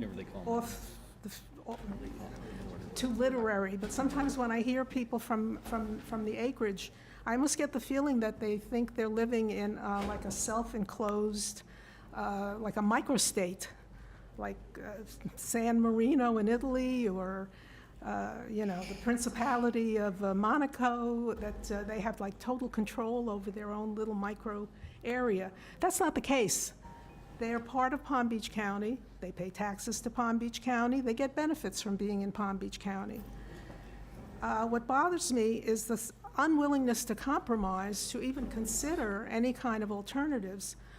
When I hear them talking, it sounds like any possible looking at any slight improvement is a catastrophe of apocalyptic proportions. People are going to lose their homes, or, I'm not sure that that's really accurate. I think there is a problem, and I understand I'm being in Westlake, I understand they don't want us here. They didn't want us here, and they don't want us here. But we are here, and more people are going to be here. The community is growing by leaps and bounds. People are moving in all the time. And what I would ask would be a little less heat in this discussion, and some looking at compromise that would benefit both communities. For example, one of the things in acreage is that it's very hard for emergency vehicles to get there in case of someone having a medical emergency, this sort of thing. That's something that needs to be looked at. So there are things that can be done, and as much as I respect the people from acreage wanting to preserve their community, the rural area as much as possible. Thank you very much for those thoughts. I appreciate it. Some compromises Sir, need to be you are made. recognized. Sir, recognized. State your name. Thank you. Ray Liggins, Village Manager of Royal Palm Beach. I do agree with the changes suggested by our commissioner. Thank you very much. Some of my comments were kind of based on the original, what was on the agenda as far as the 80 feet. I tried to get most of them out. If a few slip in there, no offense, please. But anyway, Royal Palm Beach does not support removing Persimmon and 140th, removing Persimmon and adding 140th and 40th Street to the thoroughfare identification map. Adding these roads to the TIM and removing Persimmon will shift the traffic burden from Persimmon to 40th. Residents of 40th Street will have all the same complaints as acreage residents on other paved roads, with the additional outrage of the required expansion of right-of-way and paving. With Persimmon and Orange Boulevard connected, as indicated in the staff report, using 40th Street to connect to State Road 7 becomes insignificant at a significant dollar in personal property cost. Paving these internal roads is not our problem in the western communities. Our problem is the need for additional access to the western communities. Our current and future most significant problem is that access. State Road 80, Okeechobee, and North Lake Boulevard are the only east-west roads providing access to the western communities. There were 100,000 cars and trucks going in and out of the acreage in the western communities each day before Palm Beach County and Palm Beach Gardens approved Minto, GL Homes, Arden, and Avenir. Adding more than 15,000 homes to the existing 15,000 homes, which will result in more than 200,000 cars and trucks going in and out of the western communities each day. Preventing future western communities gridlock will require additional east-west access to the western communities. 3 planned roadway extensions to the area that are not built include Seminole Pratt Whitney Road to Beeline Highway, which is still in Palm Beach County's plan. I think it's kind of changed a little direction going up through Avenir. That's a good connection that helps the area tremendously. PGA Boulevard, it is not on the county's plan anymore. That was going to be extended towards the west to either Coconut or Seminole Pratt. That's no longer on the plan. And Roebuck Road, from State Road 7 to Jog Road, which is perpetually in the 5th year of the 5-year road plan. 20 years ago, we knew the potential development for the area, which was one of the main reasons Palm Beach County invested in the water and sewer utilities out there, to the tune of, I think, of over $75 million. Without new roads from the western communities to the employment centers of the east, existing roads will need to be expanded to undesirable widths, greatly affecting the Okeechobee Boulevard, North Lake Boulevard, and PGA Boulevard neighborhoods. And we have heard their objection before when the county has proposed improvements, 8-laning North Lake Boulevard, overpasses. We need to be talking about additional roads in the western communities, not paving internal roads. Thank you. Victor Martin, I represent the NCNC. I'm also a resident of Carlton Oaks, which is on the North Lake Boulevard. And in consideration of this conversation, I'd like to remind the Commission of February 1st of 2023, the Commission denied by a vote of 6-1 the expansion of North Lake Boulevard from the golf course to State Route 7 by no more than 120 feet.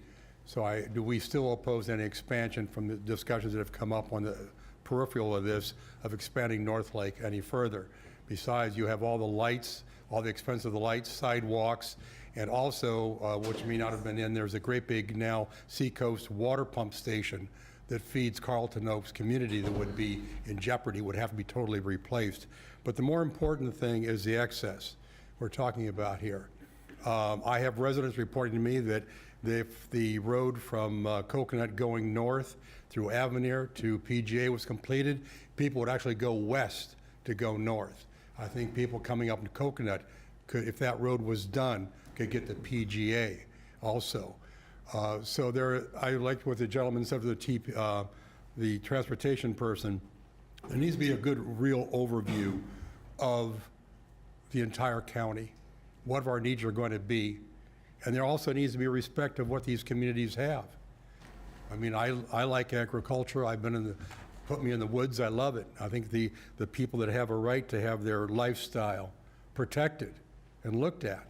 And how can we come to a compromise instead of just plowing through it? Because they've been there for 20, 30 years. They have a lifestyle. I was at a Florida Power and Light presentation, and there's 1,000 people a day, according to them, that are moving into the state of Florida. I believe more than 1 or 2 of them may be moving into Palm Beach County. So that means that there's going to be growth. We have to look at what's transpiring, but I do not want Palm Beach County, the Gardens, any of the cities to become a cement parking lot. Because I've been in nearby cities, I won't name them. You go downtown and you can't, or you look up and all you see is cement, straight up.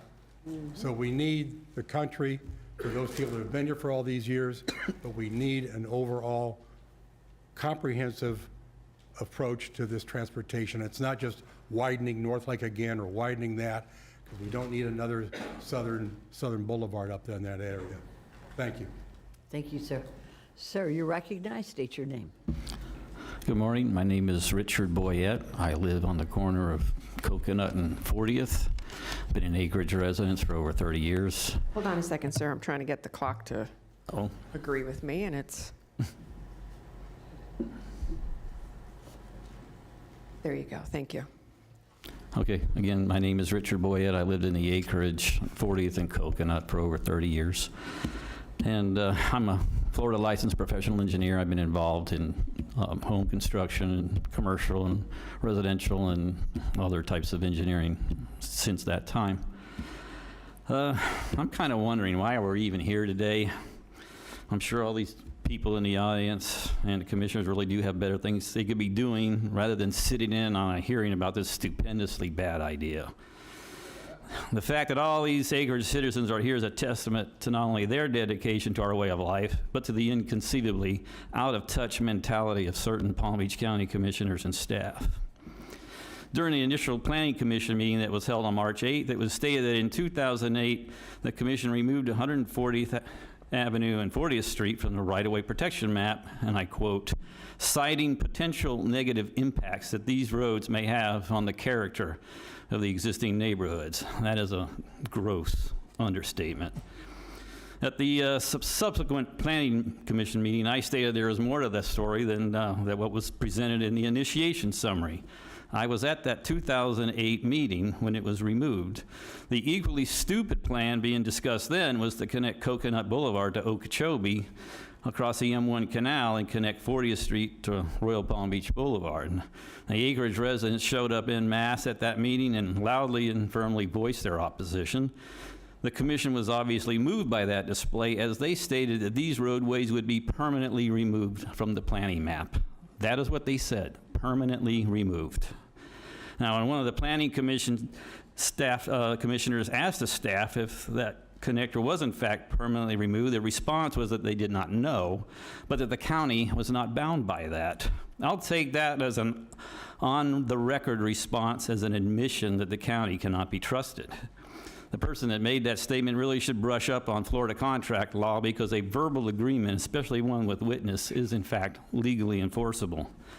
So in the inconceivable event that this proposal somehow moves forward, that may well be the first lawsuit that the county will face.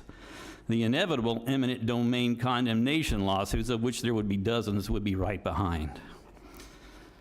So we killed it back then, and now it's been exhumed. So anybody with a lick of common sense could look at the property maps on the property appraiser's site and see that this would never fly. So I don't understand why, after it was Persimmon was shot down, why they even looked into 40th Street, why skip over Orange Grove. So ladies and gentlemen, we're not constituents. Our properties are not lines on a map. We're human beings, and we were here first. And I think we need to kill it now and bury it, pour a slug of concrete over it, and be done with it. Thank you. Thank you very much, sir. All right, let's go. All right. First names. Donna Groper, 16011 Key Biscayne Lane. Come on up, Donna. Next name, please.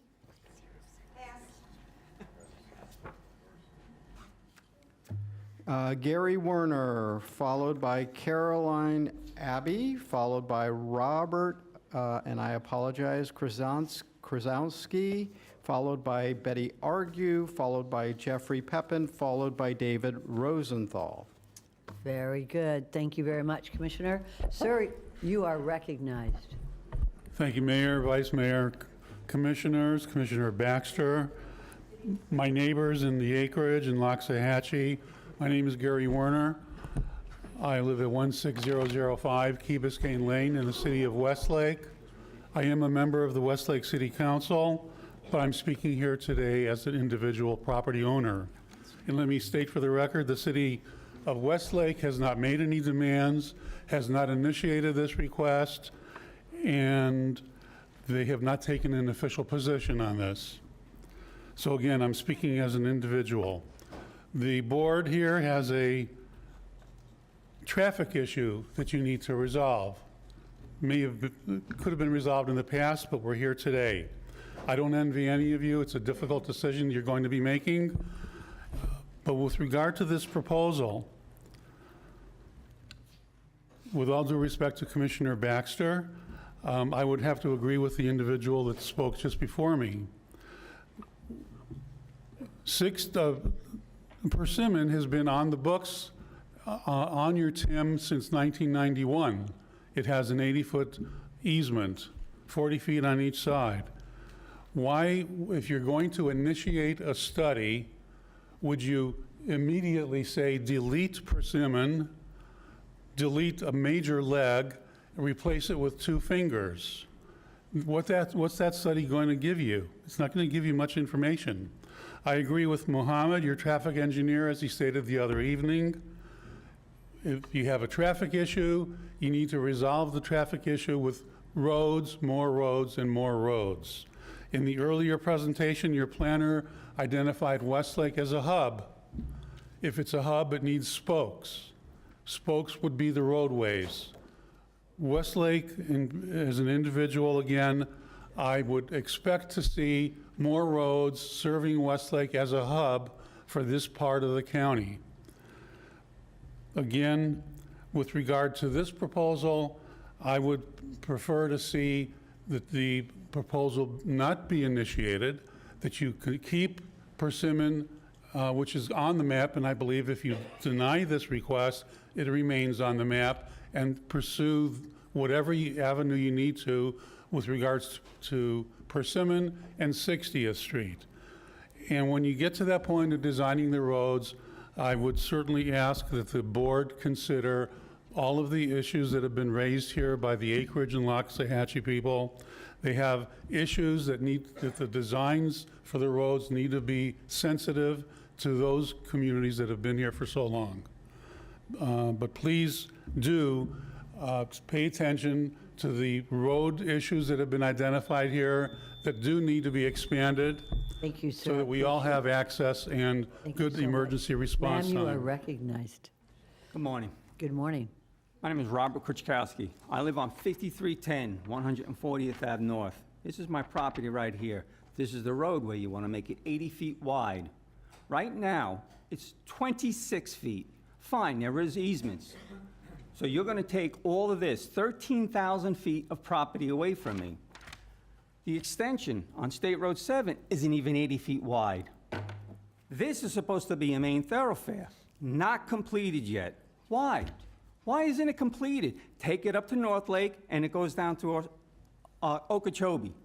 Now, to have people going through from Westlake, which is another debacle because it was really originally supposed to be 1 house per 10 acres. They decided to throw that out, and we're gonna do what we want and have everyone move in. Now, we were told it was not gonna affect the acreage. 2017, I got this from the developers over in Westlake that they want to take this road, take it. Not buy it, take it. It was theirs. So we had to fight that battle. This is nonstop. People live here. We're not just nothing. You already have all of this stuff started. 60, it's already been designated. State Road 7 has not been completed. Let's get one thing done at a time before you move on to another. These roads here, on my road, I have beautiful sunsets, horseback riding, off-road vehicles, bicycling, plus all the animals that are around there. Let's take care of what we have. I'm sorry for the people that moved in Westlake. Again, they knew what they were getting into. You have Seminole Pratt being widened. You had Southern widened. Even if they go through the acreage, where are they going to go? It doesn't go any further east than State Road 7. Doesn't do anybody any good. That's like tying your shoelaces together and say, run. You ain't going nowhere. All right, sir, thank you very much. You're ended. We're going to have the next thing, we did vote for you. Sir, you're recognized. You can come forward. The gentleman behind? Yes, sir. Go right ahead. Let's be respectful. I mean it. Respectful. Okay, thank you, sir. Sir, you're recognized. State your name. You're recognized, sir. Your name. Good morning, Mayor. Time is starting. Yes, Commissioner. Go ahead. Mayor, Commissioners, Vice Mayor, thank you for your time. Jeffrey Pepin on behalf of the district, Indian Trail Improvement District, and this is to advise, and I'm sure it comes as no surprise, that the district strenuously objects to the revision of the TIM map as it relates to 40th Street North and 140th Avenue North, which has been set out and discussed already this morning. ITID supports the deletion of Persimmon Boulevard from the TIM map as referenced as well. As the commissioners, I'm sure, are aware, briefly, and I'm not going to take too much time because I think all these statements and all these positions have been laid out in prior meetings ad nauseum. But there is a current lawsuit that has had certain orders that have already been granted by the court that restricts anyone, any entity or any individual or any county from connecting to ITID's roadways. I know there's arguments as to what the actual interpretation of that order is. I know that there's been several letters been sent to the commission by various law firms and various sides. But the order stands. It says that no connection shall be made to an Indian Trail road without a permit granted by the Board of Supervisors. That's in the law, that's in the statutes, and that's in the court order. It further states that there's no public dedication of the roadways of Indian Trail, and they are consequently not public roads, and that's verbiage from the order itself. It also found that ITID possesses the statutory authority to condition, in that case, Mintos and Seminole Improvement District, sorry about that, use of the right-of-way connection into Indian Trails roads by issuance of a permit and an assessment of a reasonable fee. That court case is not concluded entirely, but we do have a summary judgment order that's already in place. On a broad perspective view, in order to utilize 140th Street to 140th, or the 40th Street connection, the county would have to, at least as currently with this 80 feet right-of-way, would have to condemn private property. I don't think there's any question that that would be required if an 80-foot right-of-way is approved for 40th Street. Even a lesser right-of-way, if the point is to say, oh, we're just looking at 80 now, but we'll look and gather information as to whether we can reduce it. I think by the comments already made by here and some of the information already gathered, even a 40-foot right-of-way is not going to work, especially in some sections of 40th Street. The county would also have to condemn ITID's easements lying under on 40th and 40th Street. Now, ITID has legal defenses to any such condemnation action because the easements are already being utilized for public purposes. You'd have to remove significant water control structures on 40th that already exist. And then you'd have to connect 40th to State Road 7. It doesn't even connect as it already currently exists, and you'd have to cross over preserve areas. So with all of these, it begs the question, how does this make any sense? Especially Thank you so much, sir. Your time is up. Apologize. Thank Sir, you. state your name. You're recognized. Thank you. My name is David Rosenthal. I live at 4392 121st Terrace North, which is in that area there. I agree with the attorney for ITID that Persimmon needs to be deleted, but I disagree with adding back 40th and 140th, especially if it was assured to us that it would not be there. I just wanted to say that you are our mayors, basically our commissioners, our vice commissioners, and we don't have our own staff other than ITID, I guess you could say, represents us. So thank you very much for always hearing us on the various things. I've only been here 2 years, and I hope I don't have to keep coming back and seeing you, and I'm sure you'll be happy to never see me again. But like the attorney said, these are our roads. Everyone said these are our roads. These are not the county roads. County road is 60th. You know, you're going to widen the heck out of that one to solve the problems in the west, fine. But all these other roads around, like Okeechobee, which Loxahatchee Groves won't allow to expand, we can't say that. We can't say don't expand our roads because we're not a city, I guess. But we're getting hurt by these things, and we're being asked to compromise when nobody else is. So we have State Road 7 that should go through at least to, in my opinion, to Beeline. Not happening. We should have a flyover on North Lake at Beeline, not happening. We should extend SPW, Seminole Pratt Whitney, all the way to Beeline. All these things aren't happening. And instead, we're asked to initiate this to ruin our lifestyle. People have obviously spoken against it. We've been everywhere speaking against this that we can. And we just ask, as our mayor, as our commissioners, to please not initiate this, because once it gets on the books again, you know, I agree you want to limit it to 40, that's great, but you're not going to be here in 8 years. I think you're term limited. The next people are going to say, let's just make it 80, and then we're going to have to all be back here again. So just please don't do this initiation. Thank you very much. Thank you. I appreciate your brevity. Ma'am, you're recognized. State your name. Betty Argue. I am on the Indian Trail Board of Supervisors and have been since 2016. I have been a resident of the acreage since 2011, and I am very passionate about my community. I have been here for every single meeting that related to the Minto application, and I have a very long memory of all of those things. There were many assertions. I urge those who were not here then to go back and actually watch those meetings. There were assertions by county staff and by the developer that they were going to solve all kinds of problems in the western communities. And one of the things that the residents said then was, we don't want the traffic. But their traffic was supposed to be captured in their wonderful little town in the center of our area. And the residents came out then. We had over 5,000 petitions signed. They came out, they packed every single meeting, and they said, we don't want the traffic on our roads. And here we are.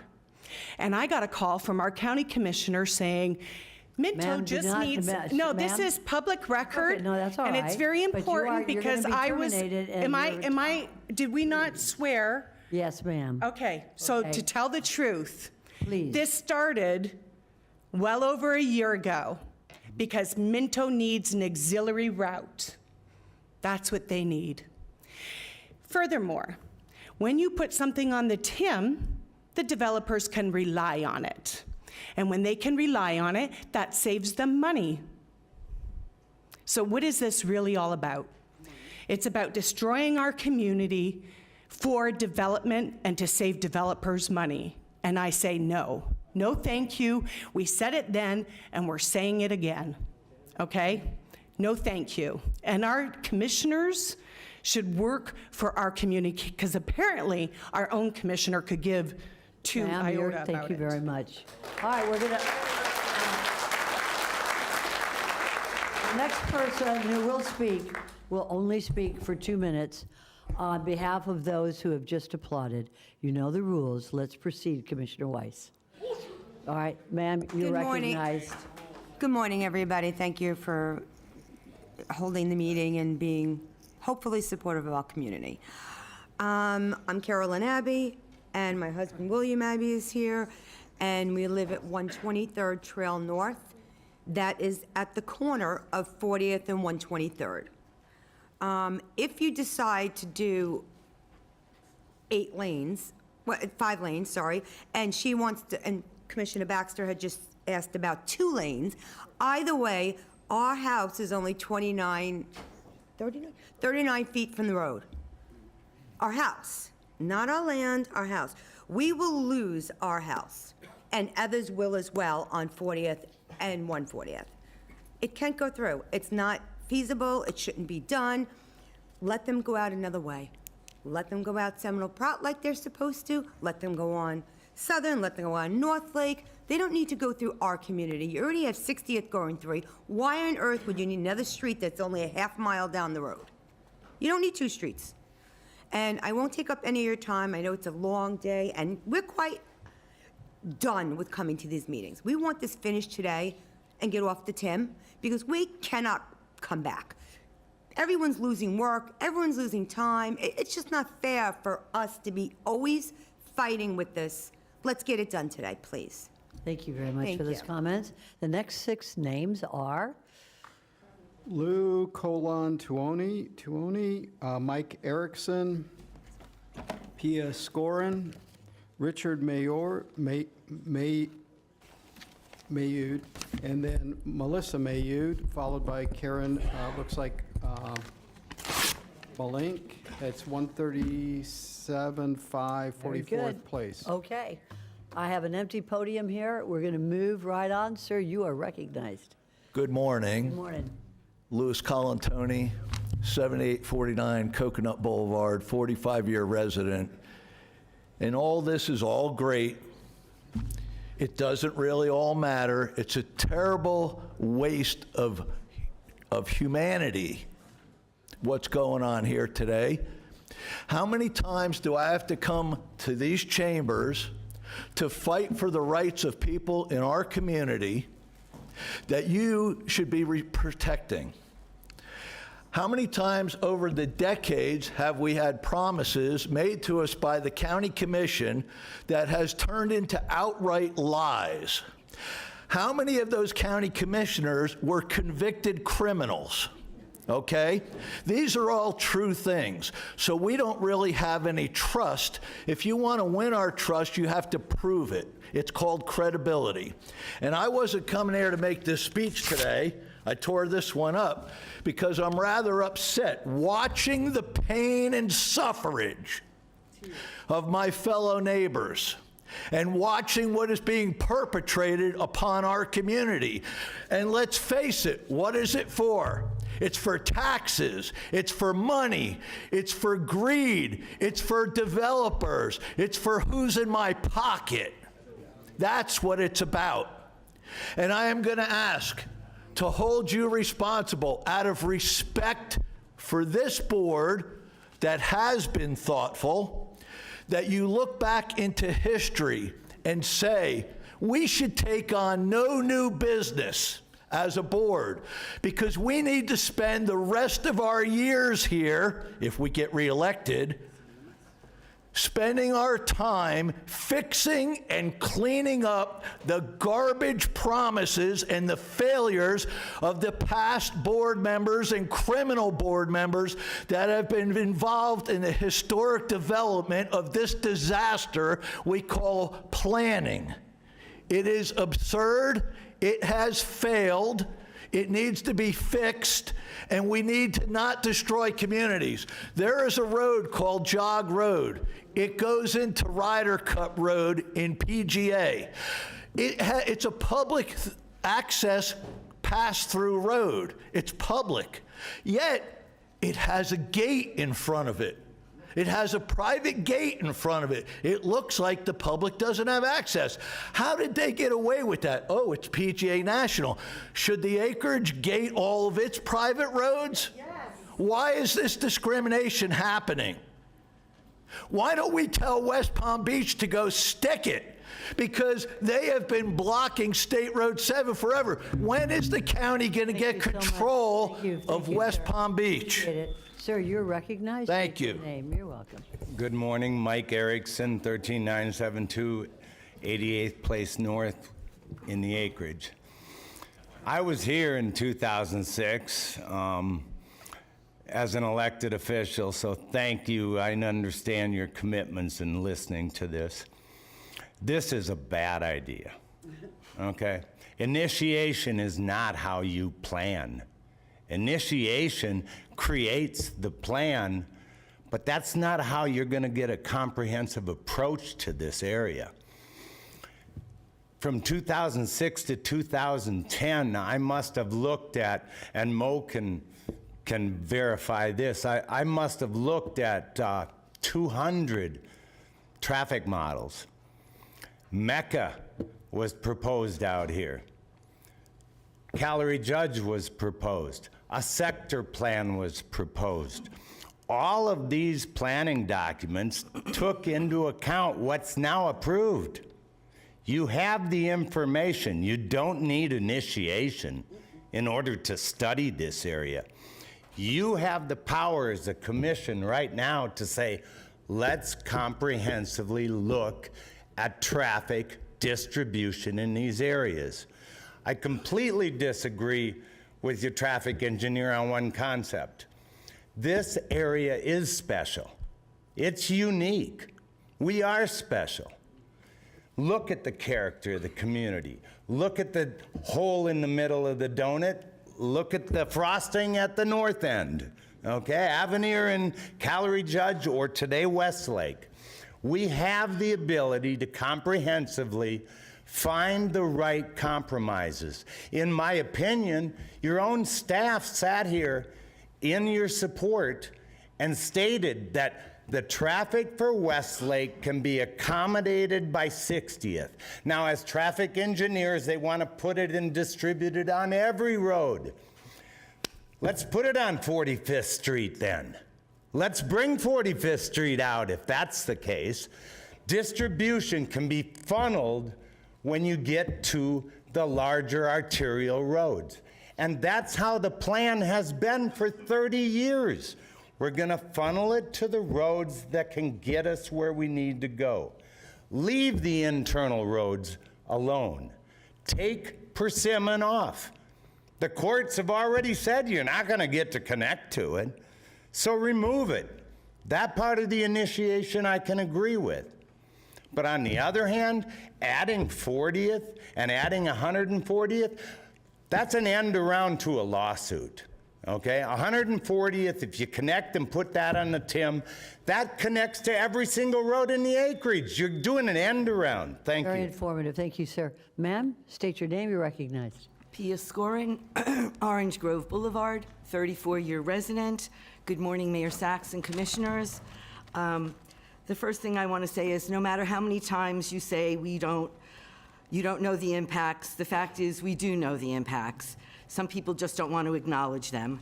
And we know that once money is put into reviewing this on the TIM plan, there won't be a going back. There won't be anything to determine that it's a bad idea. It'll take on a life of its own, and it'll just go forward. We live in a quiet rural community, and now we happen to be in the flight path of new developments around us. Those developments are gated. They're designed to keep the traffic to a minimum for them.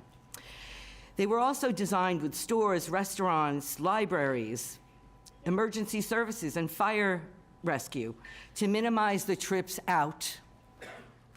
All promises to us that it wouldn't affect us. Our neighborhood was also designed for the benefit of our local residents. We carved our space out long before the new developments. We've compromised, but the county hasn't fulfilled its promises.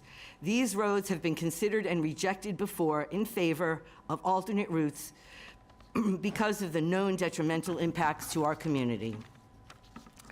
Please concentrate on the existing road projects. That will be a quicker path to alleviate traffic. Please do not waste time, money, and resources going off on a tangent that the county already determined more than once is going to be detrimental to our community. Our community should not be a pass-through thoroughfare for the communities around us in the county, and if the county completed the existing road projects, we wouldn't be. Complete the extension of State Road 7 to North Lake. I'm sorry, Commissioner Bernard, but we can't be the only ones to No, give. I appreciate it. Keep moving. We need to do that before we widen the existing extension and before widening Coconut. This was the promise when the existing extension was built. Instead, all the traffic is currently being dumped onto our local roads. Our community would not be in this situation. Secondly, complete 60th Street. This road already cuts through the heart of our community. We've already compromised to give Westlake the convenience they desire. Let's get it done. 3, extend Seminole Pratt Whitney to Beeline. 4, extend Coconut to Beeline. And tell us, how is the luxury Panther National community in Avenir on 140th fitting into this little puzzle here? Build the right capacity for the roads for now and for the future. Design the roads to keep the traffic from flowing onto local roads. ITID won the lawsuit to protect the acreage roads. The case is likely to be appealed. The county should not aid the developer in bypassing the legal process. Please vote no. Thank you. Thank you. I always do this. I'm obviously opposed. You want to pull the microphone a little closer to you? My phone wouldn't That's all right. cooperate. Go right Okay, I'm going to try and be as brief. I'm opposed, and I'm not going to tell you all the crazy reasons. Your name? You know, all the bad reasons. My name is Karen Mank, and I live just off of 140th on where Orange Grove extends into 44th. So this would impact me, but indirectly at this time. But the reality is, these are private property. This is our homestead. Our homesteaded property is 100% of our parcel that goes to the center of the road, that goes to the canal at 140th. And we pay taxes for that. The easement is only for drainage, Indian Trail. That's why they were there, for AT&T, for FP&L, for Comcast. That's it. We're not here for a developer. You know, one of the things that struck me yesterday was listening to the governor. He had passed a bill, or he signed a bill, protecting property rights. It was something entirely different. It was about, you know, getting squatters out, because Florida has always said that residents here, our homes, our property, is very important. It is tantamount. And instead, what we're seeing is, oh, we should compromise. You know, we should give up our personal property, our homes, our homestead, for roads, for a developer. I mean, Minto is a square peg in a round spot, trying to make it fit in there, and we have to compromise. It's not compromise, it's cooperation. And that's like being tied to a chair with a light bulb on top. We'll give you a cigarette, really, because we've already compromised with 60th. That was taken, and we didn't like it, but it's there. That's the reality. That's what's there. That's your roads to deal with. And we accept that. That's our compromise. I don't see any compromise for Minto. I know that they have wanted to cross 40th. I know personally, because I spoke with the vice president. And he talked about how wonderful it was going to be. And I said, well, you know, those are private roads. Those are property, you know. How are you going to do that? And he just laughed and walked away. And so that was like 10, 12, 14 years ago. And we don't forget that. You know, it's a little bit like, if you can think about, you live behind me, any of you, or anyone. And I said, you know what? I hate backing out of my driveway. I got to sit there and wait for traffic. It's just getting too much. Every day it gets worse. Do you mind if I drive through your backyard? Because then I can come out on another road and I can get to work faster. Oh, you might let me do it for an emergency. Yeah, you might do that. But if I said I want the right to do that every day. Thank you so much for this comment. Thank you. Ma'am, you're recognized. State your name. Melissa Moyrud, 7713 Park Lane Road, Lake Worth. Good morning, Commissioners. Good morning. I am the Conservation Chair for the Palm Beach County Native Plant Society. I am also a resident of Heritage Farms. I know all too well how high-density developments impact rural communities and the people that live in those rural communities. I am opposed to the road expansion right away on 40th and 140th that's being proposed today, as it would negatively impact the Royal Palm Beach Pines natural area. Our county's natural areas are one of the best treasures in Palm Beach County that residents and visitors worldwide enjoy. This particular natural area, Royal Palm Beach Pines, was the first to be acquired by the bond referendum in 1991 that was approved by the Palm Beach County voters 2-1. The wetlands and uplands of this natural area would be drastically impacted by any such roads expansions. Last Sunday, my husband and I took a ride out to Royal Palm Beach Pines natural area, walked the boardwalk with the coreopsis and St. John wort flowers in full bloom. Overhead, a swallow-tailed kite glided above, and a couple of bird watchers delighted in this sight. A family from the local neighborhood with young children were watching a great blue heron wading in the shallow water.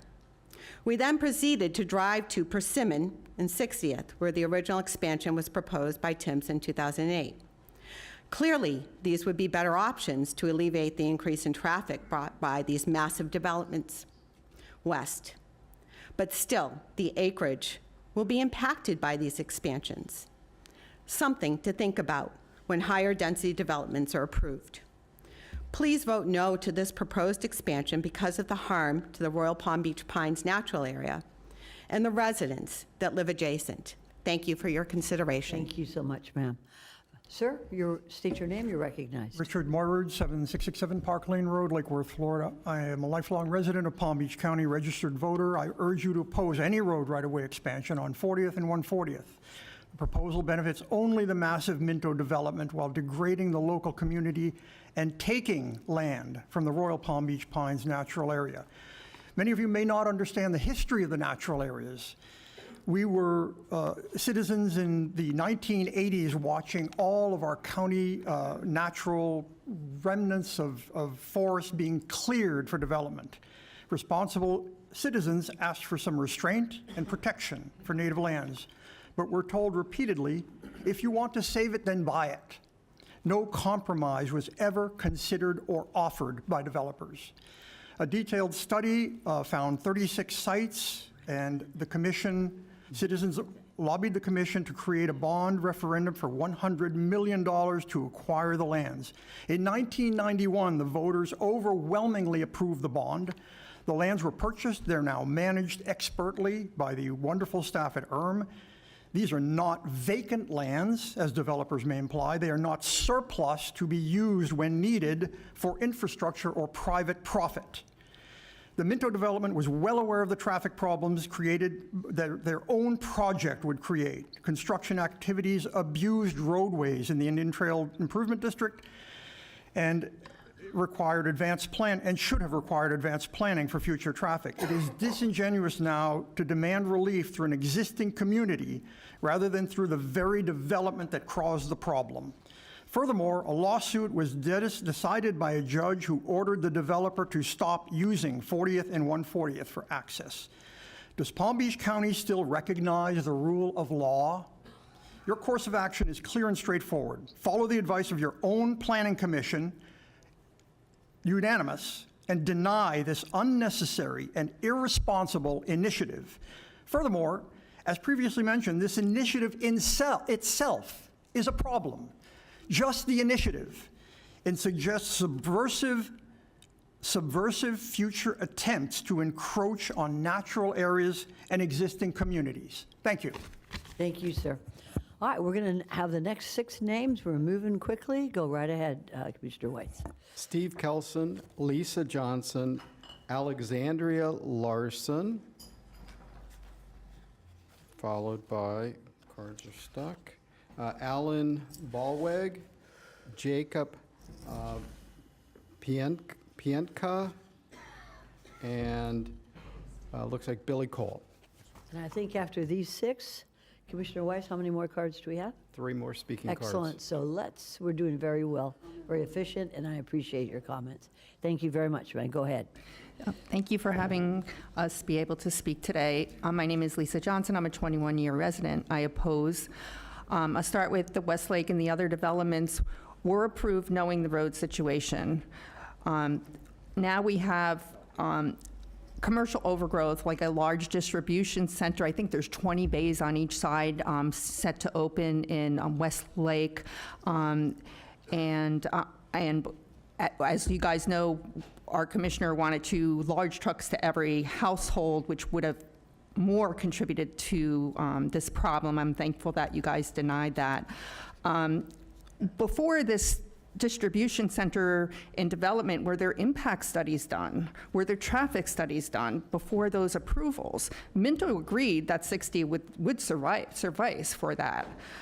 We never asked for any hub in the middle of our community, and we knew that emergency vehicles would be delayed when we moved out there. Our private roads, our property lines, if you look at the property lines on the tax collectors, go to the middle of the road, go to the middle canals, and sometimes on 40th, all the way over to the other side of the road. We pay taxes on that. We pay by size valuation per household. On March 26th, the county engineer said they were going to look into the roads owned by the residents and how this would affect this decision. But when I went up to her afterwards and I asked about this, she said, we're only going to look into that if it was put on the TIM. Why is that? Wasn't that what this lawsuit's about? Our private roads not being used? So I think you guys have that information already. So I don't even know why we're really here, but we do need to, what do we need to do to stop this? Do we need to rip up the pavement on our through streets to stop any more development? Because I will stop it. We could do that. I ask you to please improve North Lake, the access, if they need access roads to these new developments and overpasses like they did on Southern Boulevard, then that has to be done. Seminole to Beeline, Orange, 60th, Okeechobee. Okeechobee has 1 left-hand turn coming from Seminole Pratt.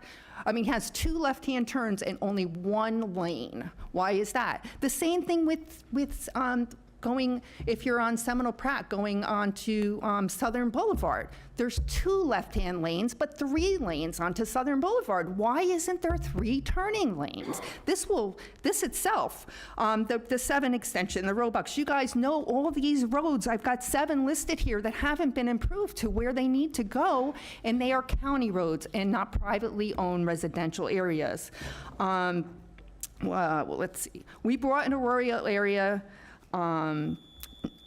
Thank you so much, and I appreciate this comment. Sir, name, you're recognized. Jacob Pienka, 11289 40th Street North. I am opposed to adding 40th and 140th to the TIM.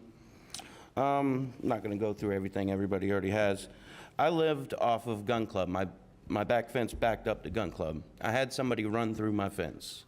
Imagine waking up to somebody running through your backyard with a car. If 40th is put through to 441, I have the same fear. My kids can't play outside. My kids can't play in the road. It's just, it wasn't thought through. There's plenty of other roads to go with. Okeechobee, it just wasn't thought through correctly, and I'm opposed to this. Thank you. Thank you very much for the brevity. Ma'am, you're recognized. State your name. Women hate to be called ma'am, and my name is Alex Larson. I think pretty much everybody knows that. I've been coming here for 25 years. It is so sad that we keep doing the shotgun wound with a Band-Aid. We can't. It's sad that they pit neighbor against neighbor. I call it the screw your neighbor syndrome. I don't want it over here. I don't want it at my house. That's what we've had all the time. It doesn't have to go on the TIM to be studied. You guys can order a study without the TIM. You can. You can say, well, I want to take a look at these roads. We don't need this to put on a permanent document that no one will be in control of later on. I am so ashamed of the tears I saw this morning because I love 2008 because that's when some commissioners were going to federal prison. And I think it's time we buy some more time for the residents of Palm Beach County. Maybe that'll buy us more time because when I went after Mecca years ago, it was just to buy time. so we could have some peace. And we're not getting any peace anymore. It's like a meeting and a meeting and a meeting and a meeting. And people saying, oh, we need Seminole Pratt to go through to the B line. Well, a bunch of people got eminent domain in Unit 11, and then you got the J.W. Corbett there. That is natural areas. The Palmar, we bought 33,000 acres up there. At least with the 50 million that we voted for, we bought some natural land. Unlike to the south when we spent 100 million and didn't get one piece of agricultural land. These are the promises that the people are talking about, commissioners. These are the things they're talking about. We have made promises. I want a refund. I want my 100 million back for the ag reserve. I do. I think we should get our money back. We didn't get what we were promised. And that happens very often in our lives. But to see the people crying up here today, it almost killed me. Because I don't sleep at night anymore because we're under siege all the time. And the acreage is special. It really is. It is unique. And Westlake, God bless them, we didn't create that. We did not. And even the guys who did that know it won't ever happen again in the state of Florida. It's been stated in the paper. It has. They say, oh, this won't ever happen again. We got away with this. But we don't want anybody getting away with anything anymore. We're tired. We're exhausted. And we want our golden years to be peaceful. We truly do. But you do not have to put any of this on the Tim to order a study. Okay? Please, commissioners, listen to the people that are crying. And God help you, you don't want to see me crying, because that'll be, I'll have given up finally and just done. So please, listen to the people, take a step back, because one thing you could shut down for 8 years and study. Let's go fix all the problems we got, and then we'll go back to building again. But thank you so much. I appreciate it. Thank you. Sir, you're recognized. Alan Ballweg. I live on 40th Street, 11223. This project or this proposal represents 5 miles of destruction of quiet, peaceful neighborhoods with generations of residents with deep connections in that area. If a thoroughfare is put in our front yard, you've eliminated virtually every reason we have for choosing to live there. There's something I'd like to discuss about eminent domain. I own the road in front of my house, all the way to the fence on the other side of the street. That is correct? Who said that? Sir? Oh, sorry. Good morning. I thought it was staff who was that's okay. speaking. Can you please confirm that with staff? Can you ask them? No, sir. Your time is going. It Yes. is time for you to address us. Yes. So you will have to eminent domain every single house. I counted 96 of them. Every single lot. Now, the 40-foot option might actually be worse, believe it or not, because if there's only 40 feet, you're going to have 2 traffic lights, one at Royal Palm Beach, one at State Road 7. Those are going to slow down the traffic on Royal Palm Beach and on State Road 7. And furthermore, if there's ever a blockage, it's just going to create a bottleneck all down 40th Street during the peak hours of traffic time. It's just going to be a parking lot every day. It's a terrible plan. Nobody has done a network study for this. So I wanted to say that I don't believe that the Westlake people are cold-hearted monsters. I think that if they were here listening to my neighbors and their heartfelt, overwhelming opposition, they would share our concerns. And I want to say, I am proud of my neighbors. I'm proud of these guys. This is real. This is people. This is human. The county government exists to protect the residents and their quality of life. Please make us proud to be Palm Beach County residents and deny this. Thank you. Thank you very much, sir. Sir, Okay. you're recognized. Steve Kelson, 13264 49th Street, the acreage. 4th generation Palm Beach County. I've been out there since 1980, and I've got 8 grandchildren that currently live out there. I'm a little bit different than some of the people. I would like to have my taxes, I believe, lowered because I cannot utilize my easement that I have there. It's an easement. If the county was to take over any roads out there, especially in front of my house, I would love it because now I would hope that I would be compensated at least through not being taxed to the middle of the road because my property is smaller. Also, I like the idea of, Indian Trail, which every time I go to their meetings, they continually say, we don't get any federal money, we don't get any state money, we don't get any county money, we don't get any gas taxes or anything for doing the maintenance of these roads. That's why we're paying so much for maintenance out there. And of course, we can't even use Homestead with their taxes. I'd like to have the value I don't care so much about as I am what I'm paying out yearly. I don't mind losing that little bit of property that I can't use anyway.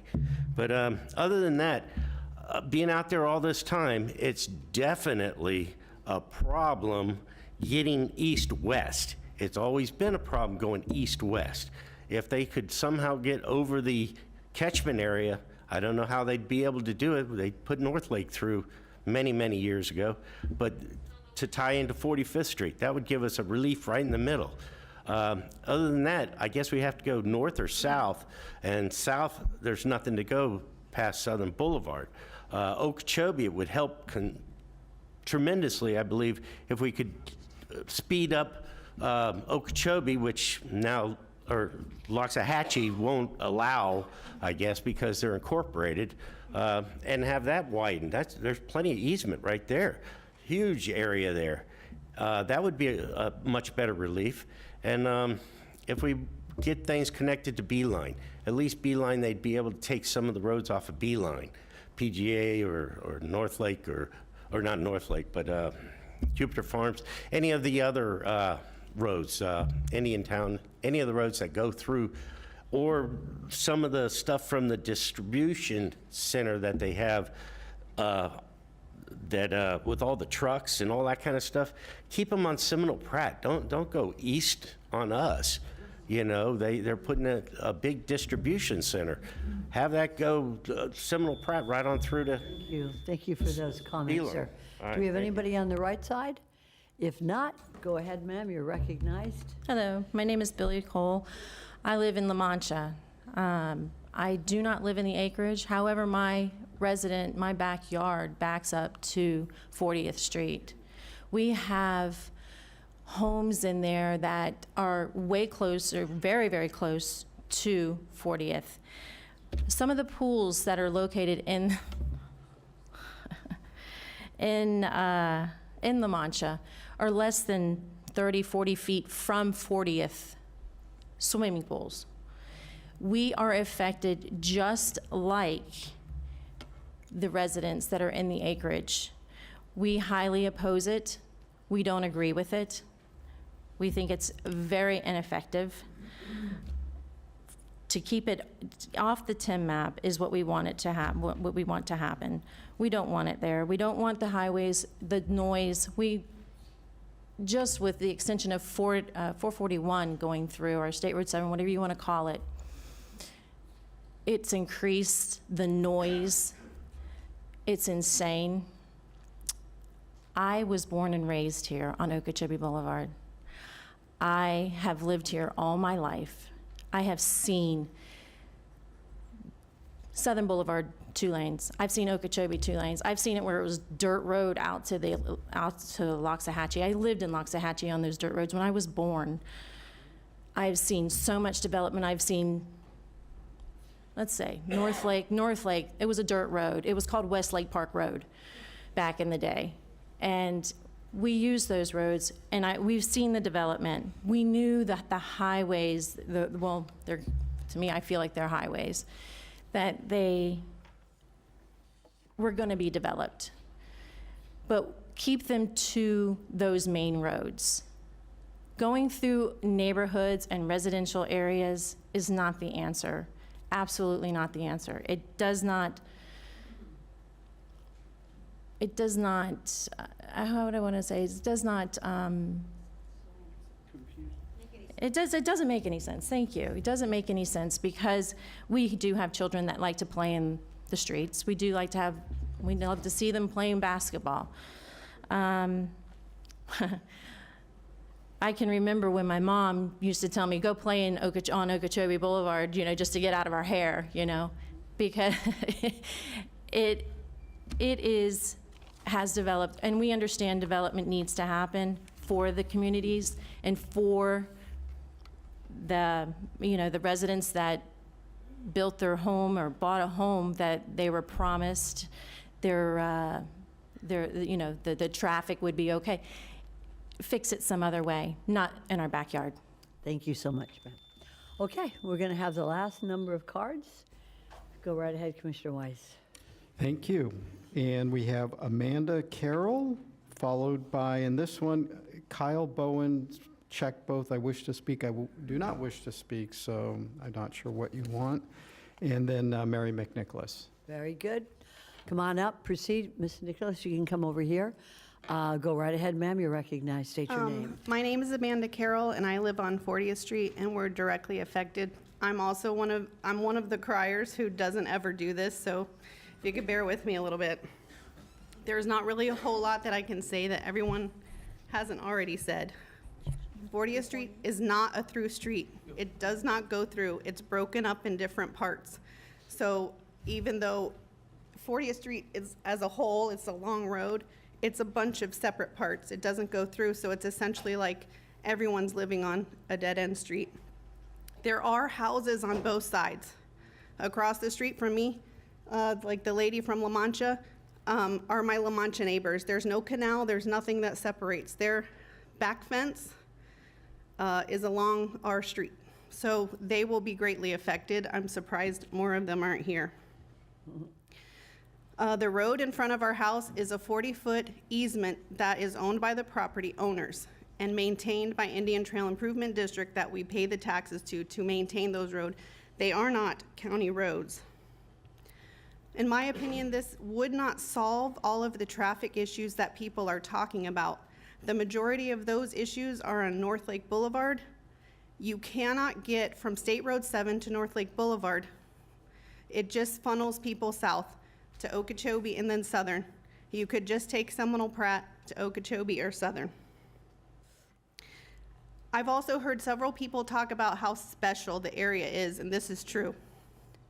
My father-in-law came from communist Cuba to Palm Beach County and settled his family in 1984 on these 5 acres.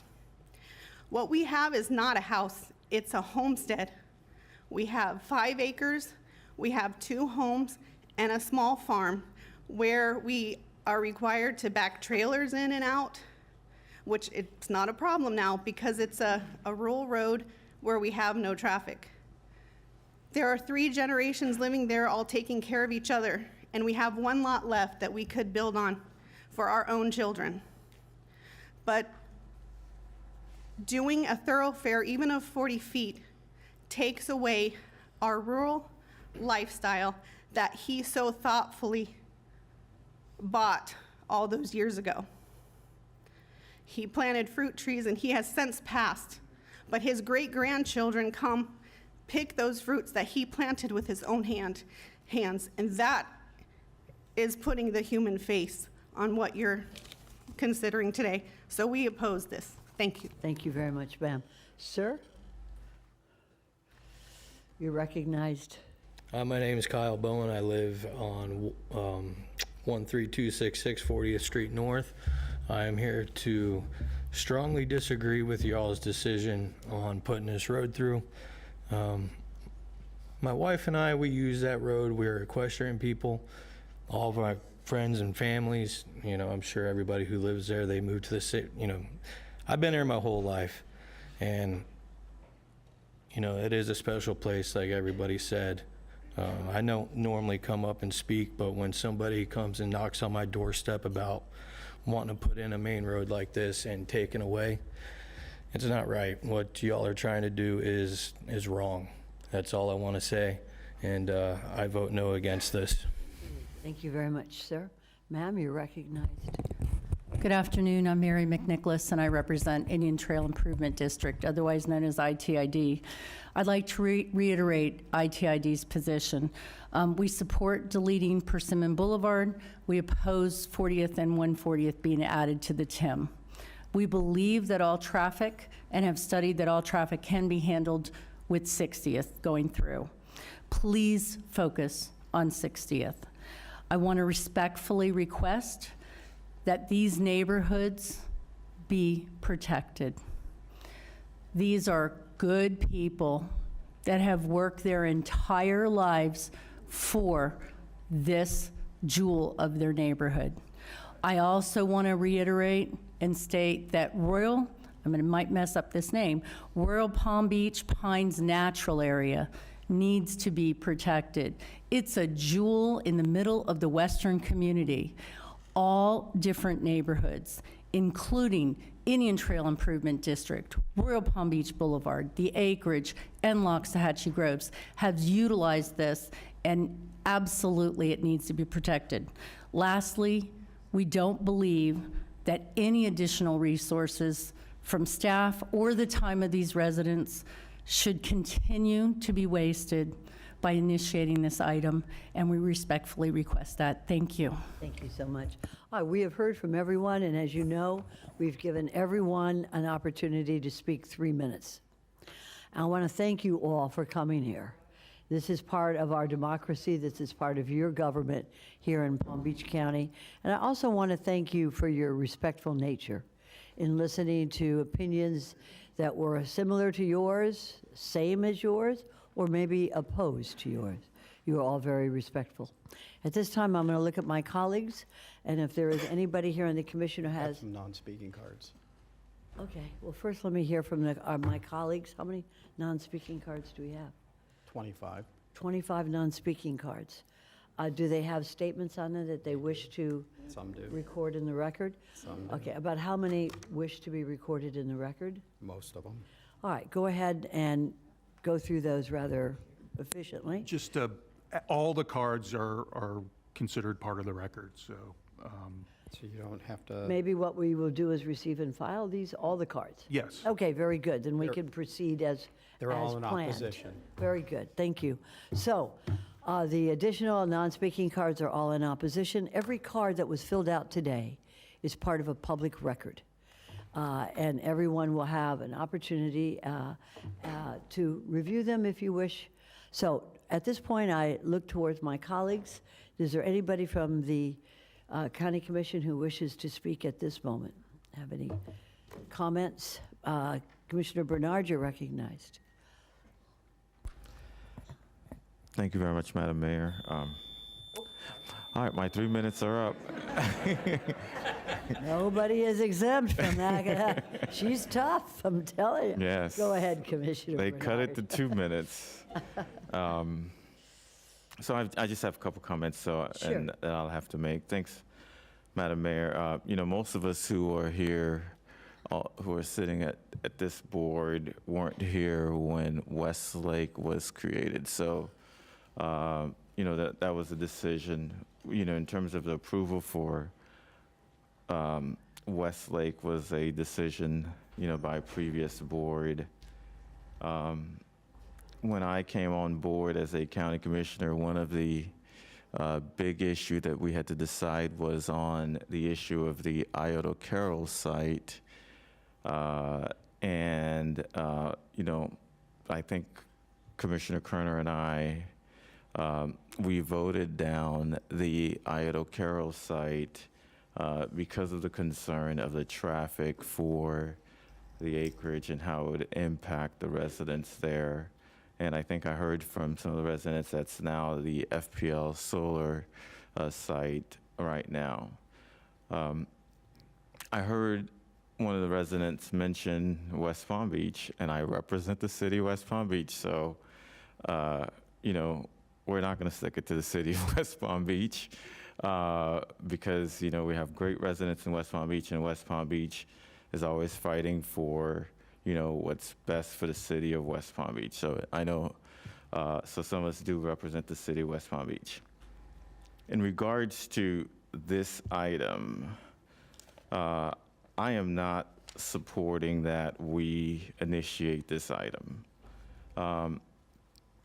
You know, I think that, you know, if we put it into the TIM, then that means that things can change. A new commission can make changes to the TIM, and that could impact the residents.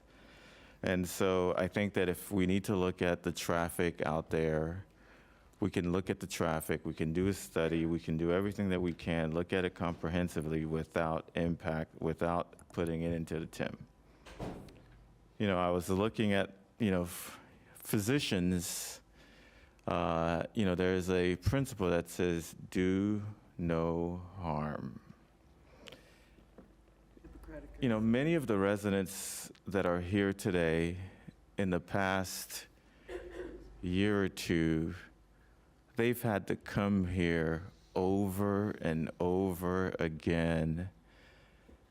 And I know for me, if I had to be concerned about every county commission meeting and to know that whenever we as a board is meeting that it can impact my life, I would be pissed. We are. And so I think that we as a board and as, you know, county government, we have to be mindful of that, to really try our best to not cause the residents pain and suffering. And, you know, and I think we have to do that. Let's try our best, because a lot of these residents, I've seen them over and over again, and this has got to stop. So I am not supporting this initiation. Thank you. Thank you so much. Appreciate that. Commissioner Woodward would like to speak. So Commissioner, if you can hear me, you can unmute yourself and go ahead and let us hear from Commissioner Woodward. Thank you very much. And thanks for allowing me to join in this way. I wanted to thank Commissioner Baxter and all the citizens who came to speak to us today. It highlights the problem that we have, moving people in this county. And it confirms for me the work that I've already begun and the conversations I've had with many of you, and all of our municipalities as well, that we have to work on a master plan on how we move people throughout the entire county.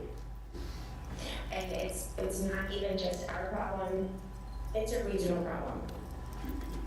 But we do have to do better, but it's going to require a partnership between us, every taxing district, every municipality. And we also have to really look at how we approve developments and the land use that's in place already and the future land use that's coming. So I heard you, all of you, and I want to thank you for coming. I don't support doing this on the 10 now, but I do support us looking at a more holistic I guess a plan, and I keep saying plan because we have to look at this for the entire county, all municipalities. And that's what I plan to do moving forward. And hopefully the rest of the commission agrees. We have our work cut out for us. And I want to thank all of you who showed up today. And we are going to work on this. We hear you, and we thank you. Thank you so much, Commissioner Woodward. I recognize Commissioner Weiss, and then Commissioner Baxter, District Commissioner. So, thank you, Mayor. First off, I did look up, while we were sitting here, I looked up the questions were asked about whether or not where their land actually goes, and based on what's in the system, many of them do go all the way across the road on 40th Street.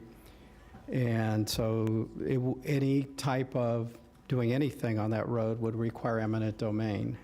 I also wonder, because we've also approved a resolution in this body to support complete streets, which means that there are sidewalks, that there are bike lanes, and that there are drainage facilities. And I don't think there's been any contemplation of what that impact might be. I really appreciate the suggestion from Councilman Hamara and now with colleague Commissioner Woodward that we need to do a master plan in this county.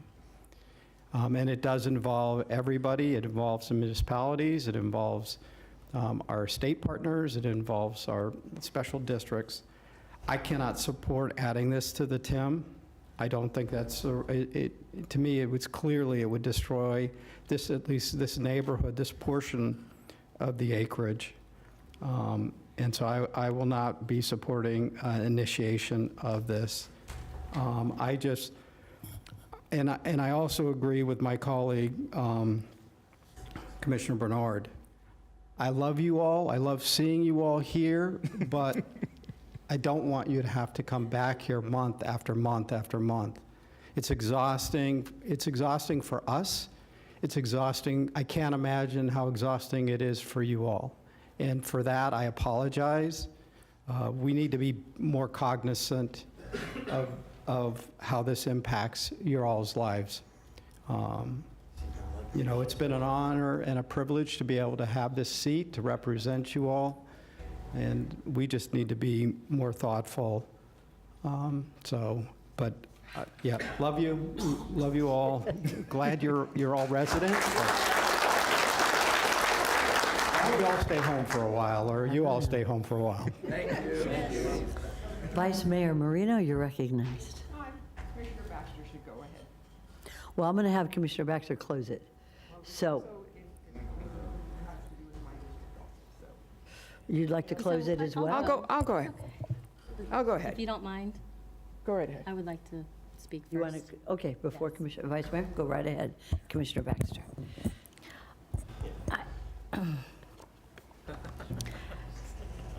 So many things to be said. I do actually, I still stand by me not wanting increased traffic down 40th. The idea of the initiation was to see if the alignment was, and not initiation, please, does initiation mean we're adding it to the TIM? So. No. Exactly. My point is that this wasn't to vote to add it to the TIM. It was an initiation because I did want more information on the study and the alignments, and staff has told me repeatedly the only way to get that information. With that being said, and after hearing my commissioners, I think, because I kind of love what they said, because I agree, I do want to, the only part of this, if we are going to, again, not initiate, which I am in favor of 140th and 40th of not initiating it, I would also like to proceed with deleting Persimmon so that those residents don't have, on both sides of the street, the negative impacts that this road would cause to them. So I would like to see if they would also support that as well, and I appreciate the feedback. Thank you. Thank you, Commissioner. Thank you. I am allowing applause when it comes to the commissioners. That's my, that's my prerogative. Vice Mayor Marino, now you're recognized. Thank you. And the reason I wanted to actually follow up last is because there have been a lot of folks out there that have commented on areas north of the acreage, including PGA Boulevard, the B Line, and North Lake. I want to clear a couple of things up. And also, by the way, 45th Street, which is not my district, 45th Street cannot possibly connect because it goes through grassy waters. That's one. So if we want to be conscious of conservation lands and water, we can't do 45th Street.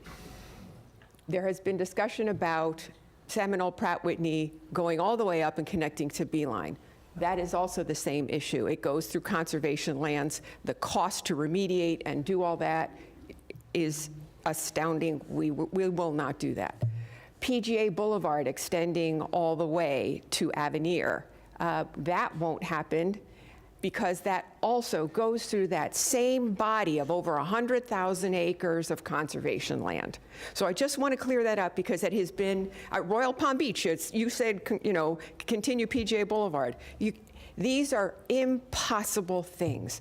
Wish we could do them, we can't. So I want to get those off everybody's mind for the future.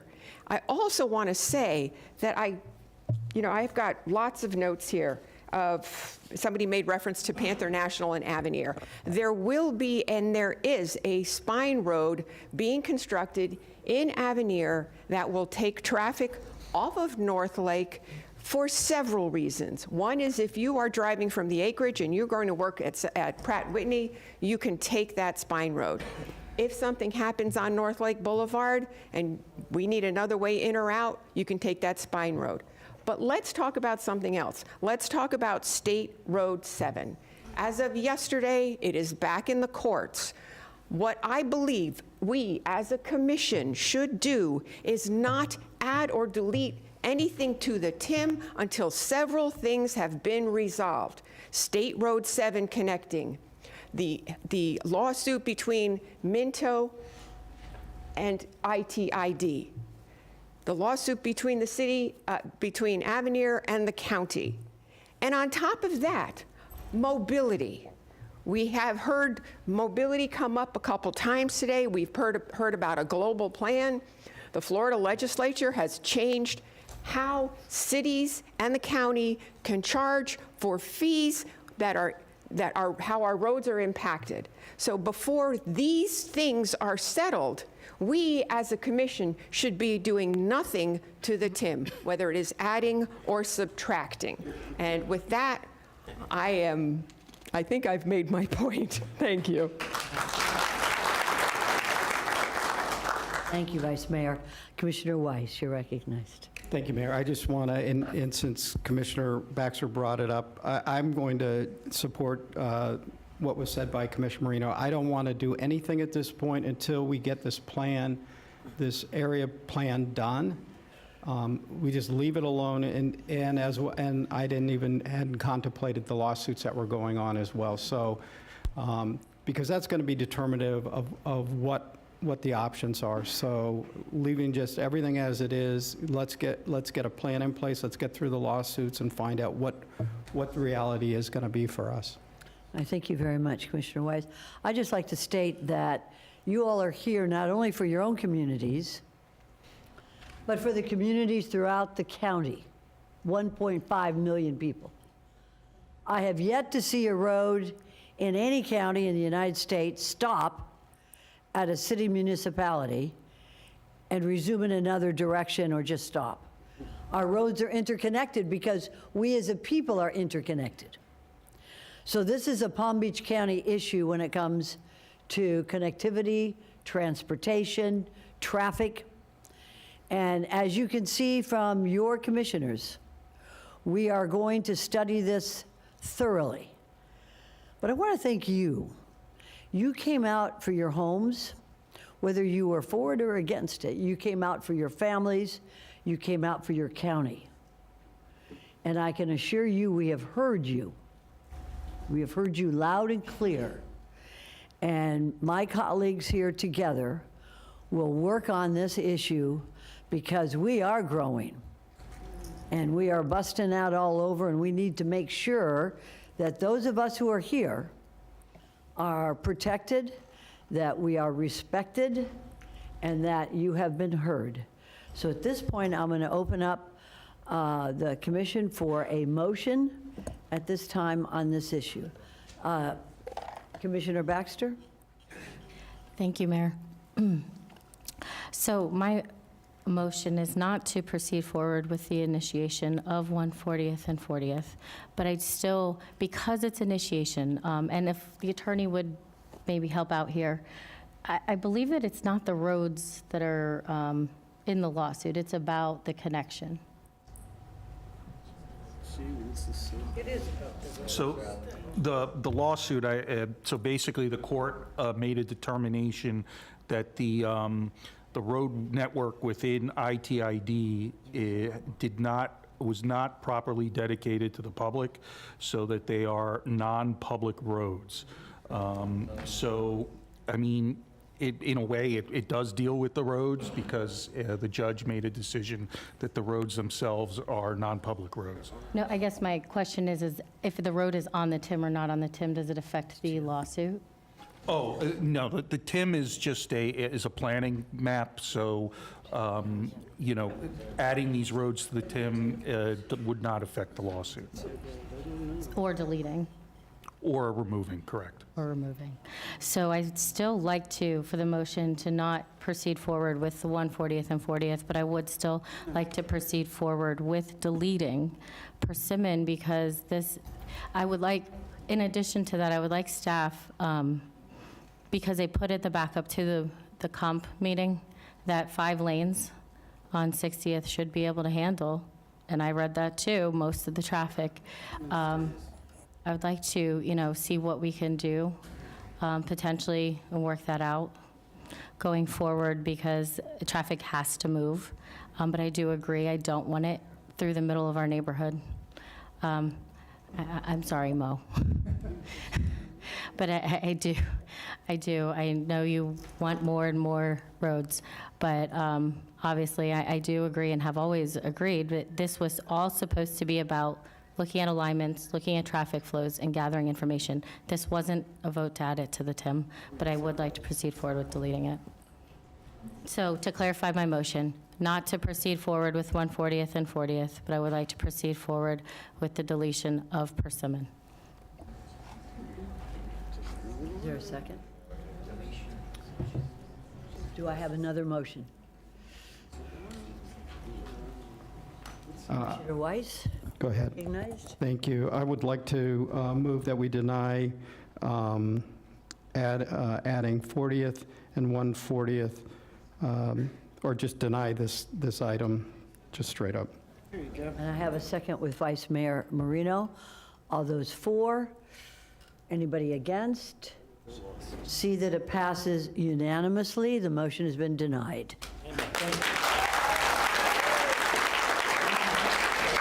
At this time, we're going to take a 10-minute, certainly a 10-minute break. You all can, unless you want to stay for the rest of the agenda. Otherwise, you all are dismissed and quietly. Thank you very much. Let me look at my colleagues. We haven't adjourned yet. We need a 10-minute break for the staff. Would you like a longer one, or, okay, 10 minutes, we have 2 more.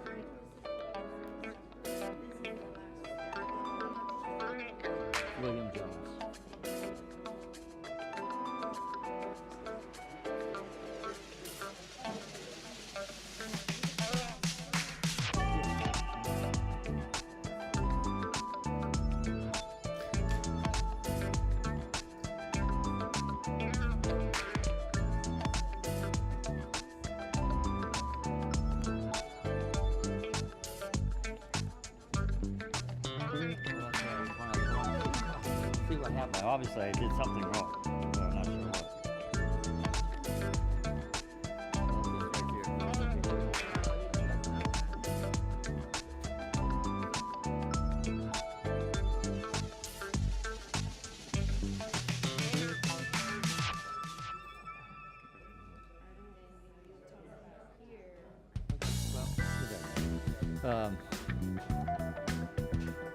Somebody make a copy of this and give it to Commissioner Reese.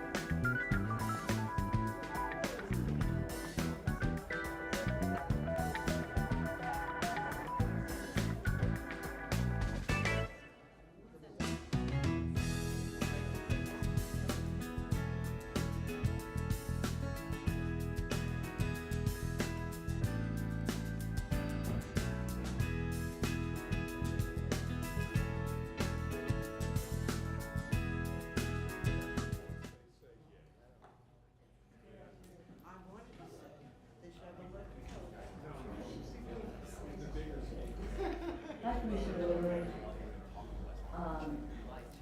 I see that you're playing with a little puppy, and I just told Commissioner Weiss he cannot bring his kitty cat over.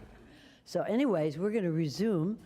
It is ready to resume the second part of our zoning hearing for today, and we are on number 4, Port of Palm Beach Master Plan Text Initiation, and let's hear from staff.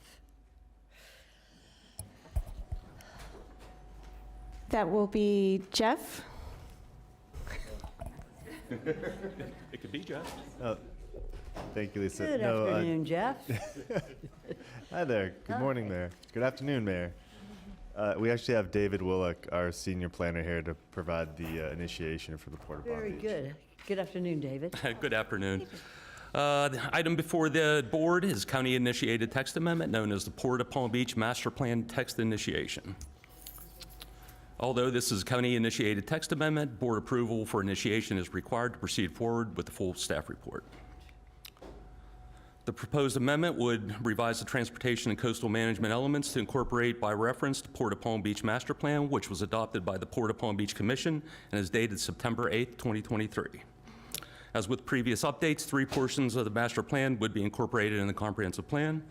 Appendix A, which has the goals, objectives, and policies. Figure 55 which is the initial master plan map improvement 0 to 5 years, and Figure 57, which is the capital improvement program. The Port Master Plan is required by statute to be incorporated into the county comprehensive plan. The master plan is reviewed by several county departments for consistency, and the comp plan and comments are also provided during the update. Notice of this initiation was sent to the City of Riviera Beach and the City of West Palm Beach. As such, Planning Division recommends initiation of the proposed amendment. Planning Commission recommended initiation 10-0 at the March 8th, 2024 meeting. And we have a representative from the Port of Palm Beach if you have any questions. All right, are there any questions from members of the board? We have cards, and Commissioner Weiss will read the cards. Let's see, Drew Martin, followed by William Jones, Jonette. Is that person here? All right, read the next card. That's it. That's it? All right, Mr. Drew, you're on. Drew Martin, I'm here on behalf of the Sierra Club. I always put a card in because I never know if I want to say something. So I just, because I know if I don't put a card in, then I won't be able to say anything. I mean, I don't have any, I don't think the Sierra Club has any objections to the port's text amendment that I know of. The main thing we are concerned about is dredging. We don't want to see any additional dredging that's going to cause turbidity in the lagoon or out on the reef system. Of course, there are issues with diesel. Ships use very dirty diesel, and they create a lot of air pollution, which is very unhealthy for the residents who live near the port. We've been asking that when ships are tied up, that they turn their diesel motors off and they get electricity from the land so that they don't create as much pollution. I think those are important issues.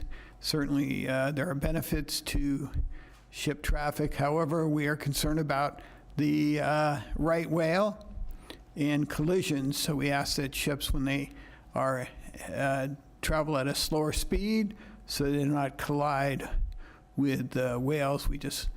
We've lost a number of calves. There's less than 100 right whales. But overall, we're hoping to return to sailing ships. That's our ultimate goal, so we don't have to use the diesel engines. Thank you. Thank you very much, Mr. Martin. All right, see no further cards. Any questions or comments by members of the board? So at this point, we are looking for a motion. I'll move to initiate.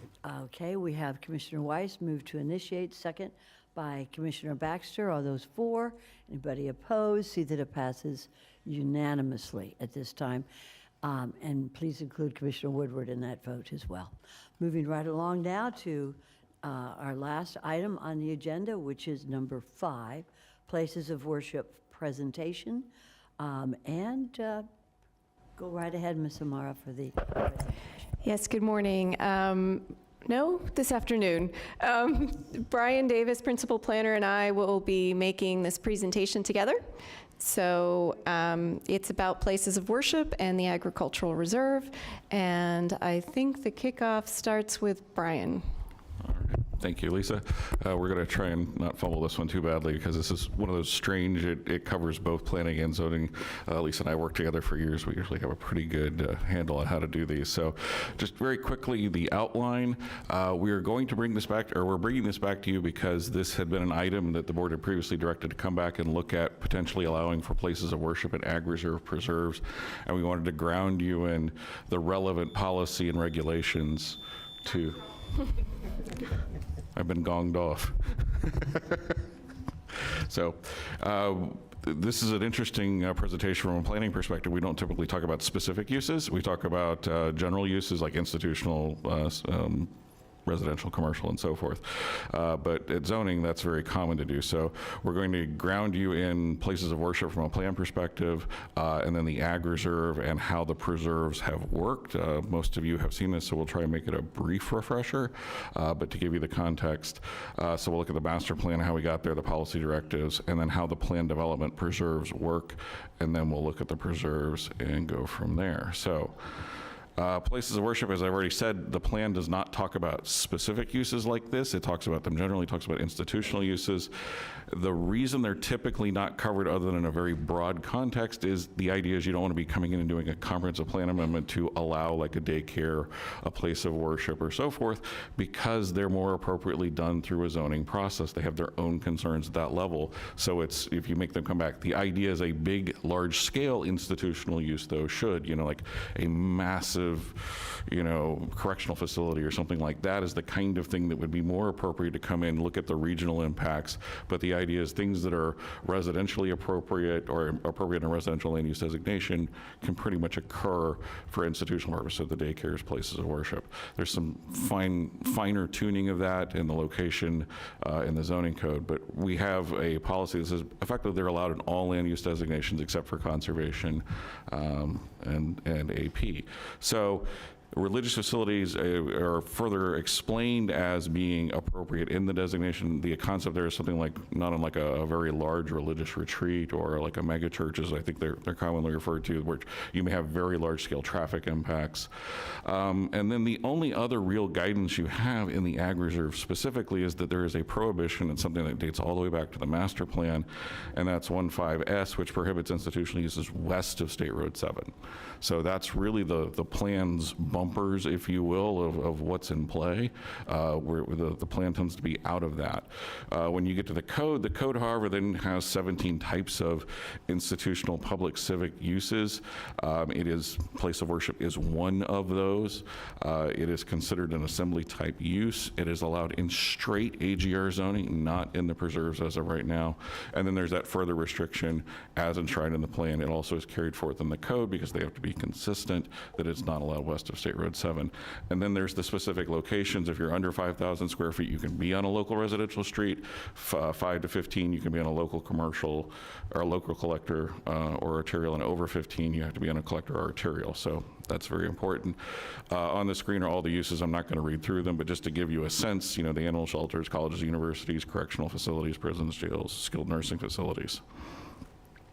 Because we love talking about thoroughfare identification maps, just to understand this, we have a number of roads that are identified in the TIM, as we call it: State Road 7, Lyons Road, Boynton Beach, Atlantic, and Flavor-Picked. These are also important because all of the plan unit developments have requirements that say they have to have frontage and access from one of those thoroughfare map roads.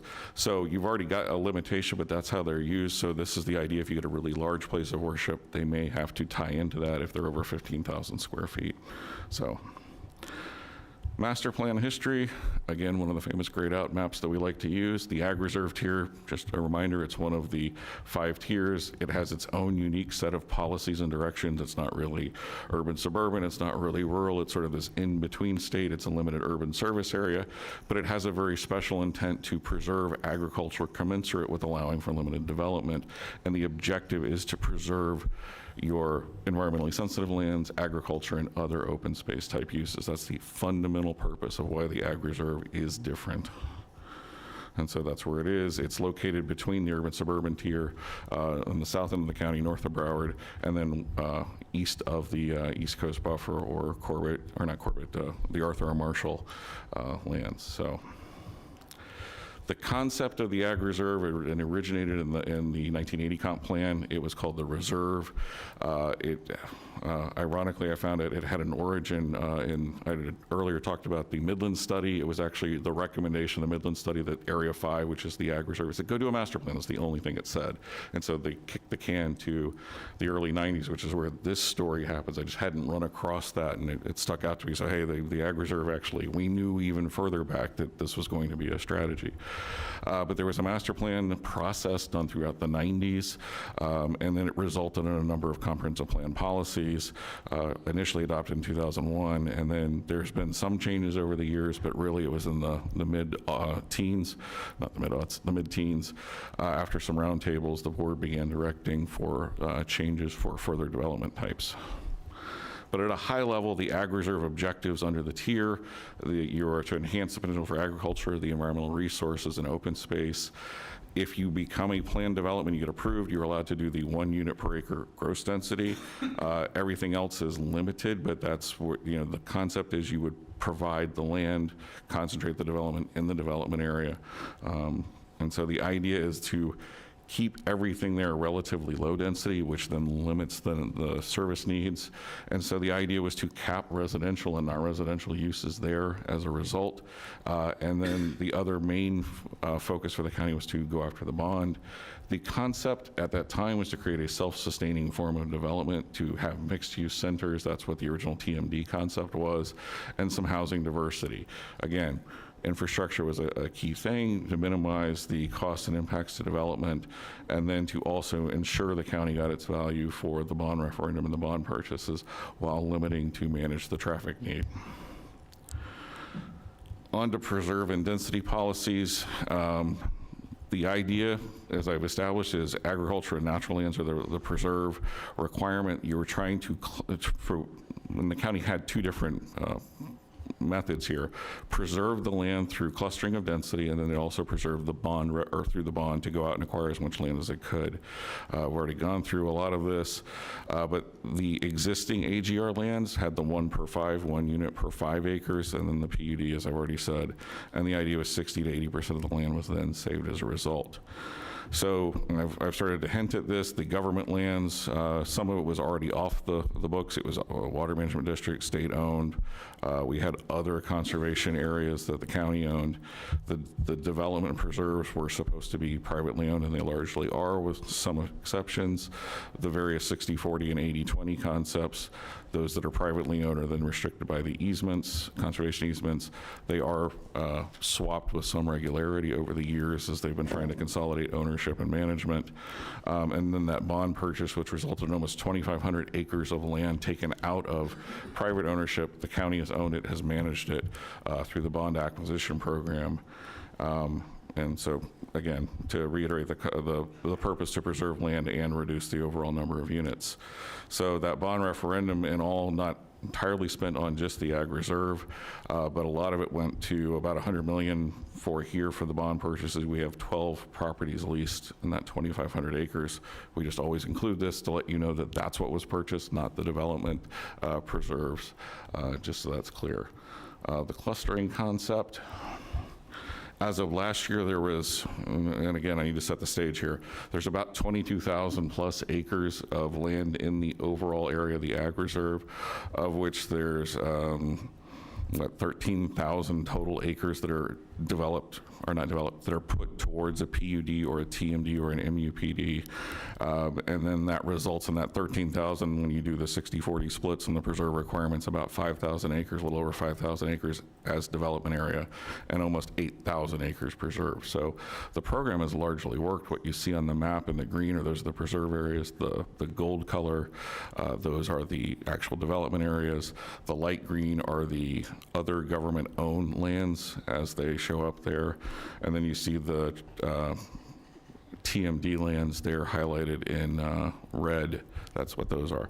And then there's a few outlying parcels that have not yet been spoken for that are out there. So in all, there's almost 49, or a little over 4,900 acres of private preserve, and then about 3,000 acres of government preserve. So, and then I skipped over dwelling units, the key thing everyone likes. A little over 10,000 are built. There's almost 12,000 approved. So that was last year's snapshot.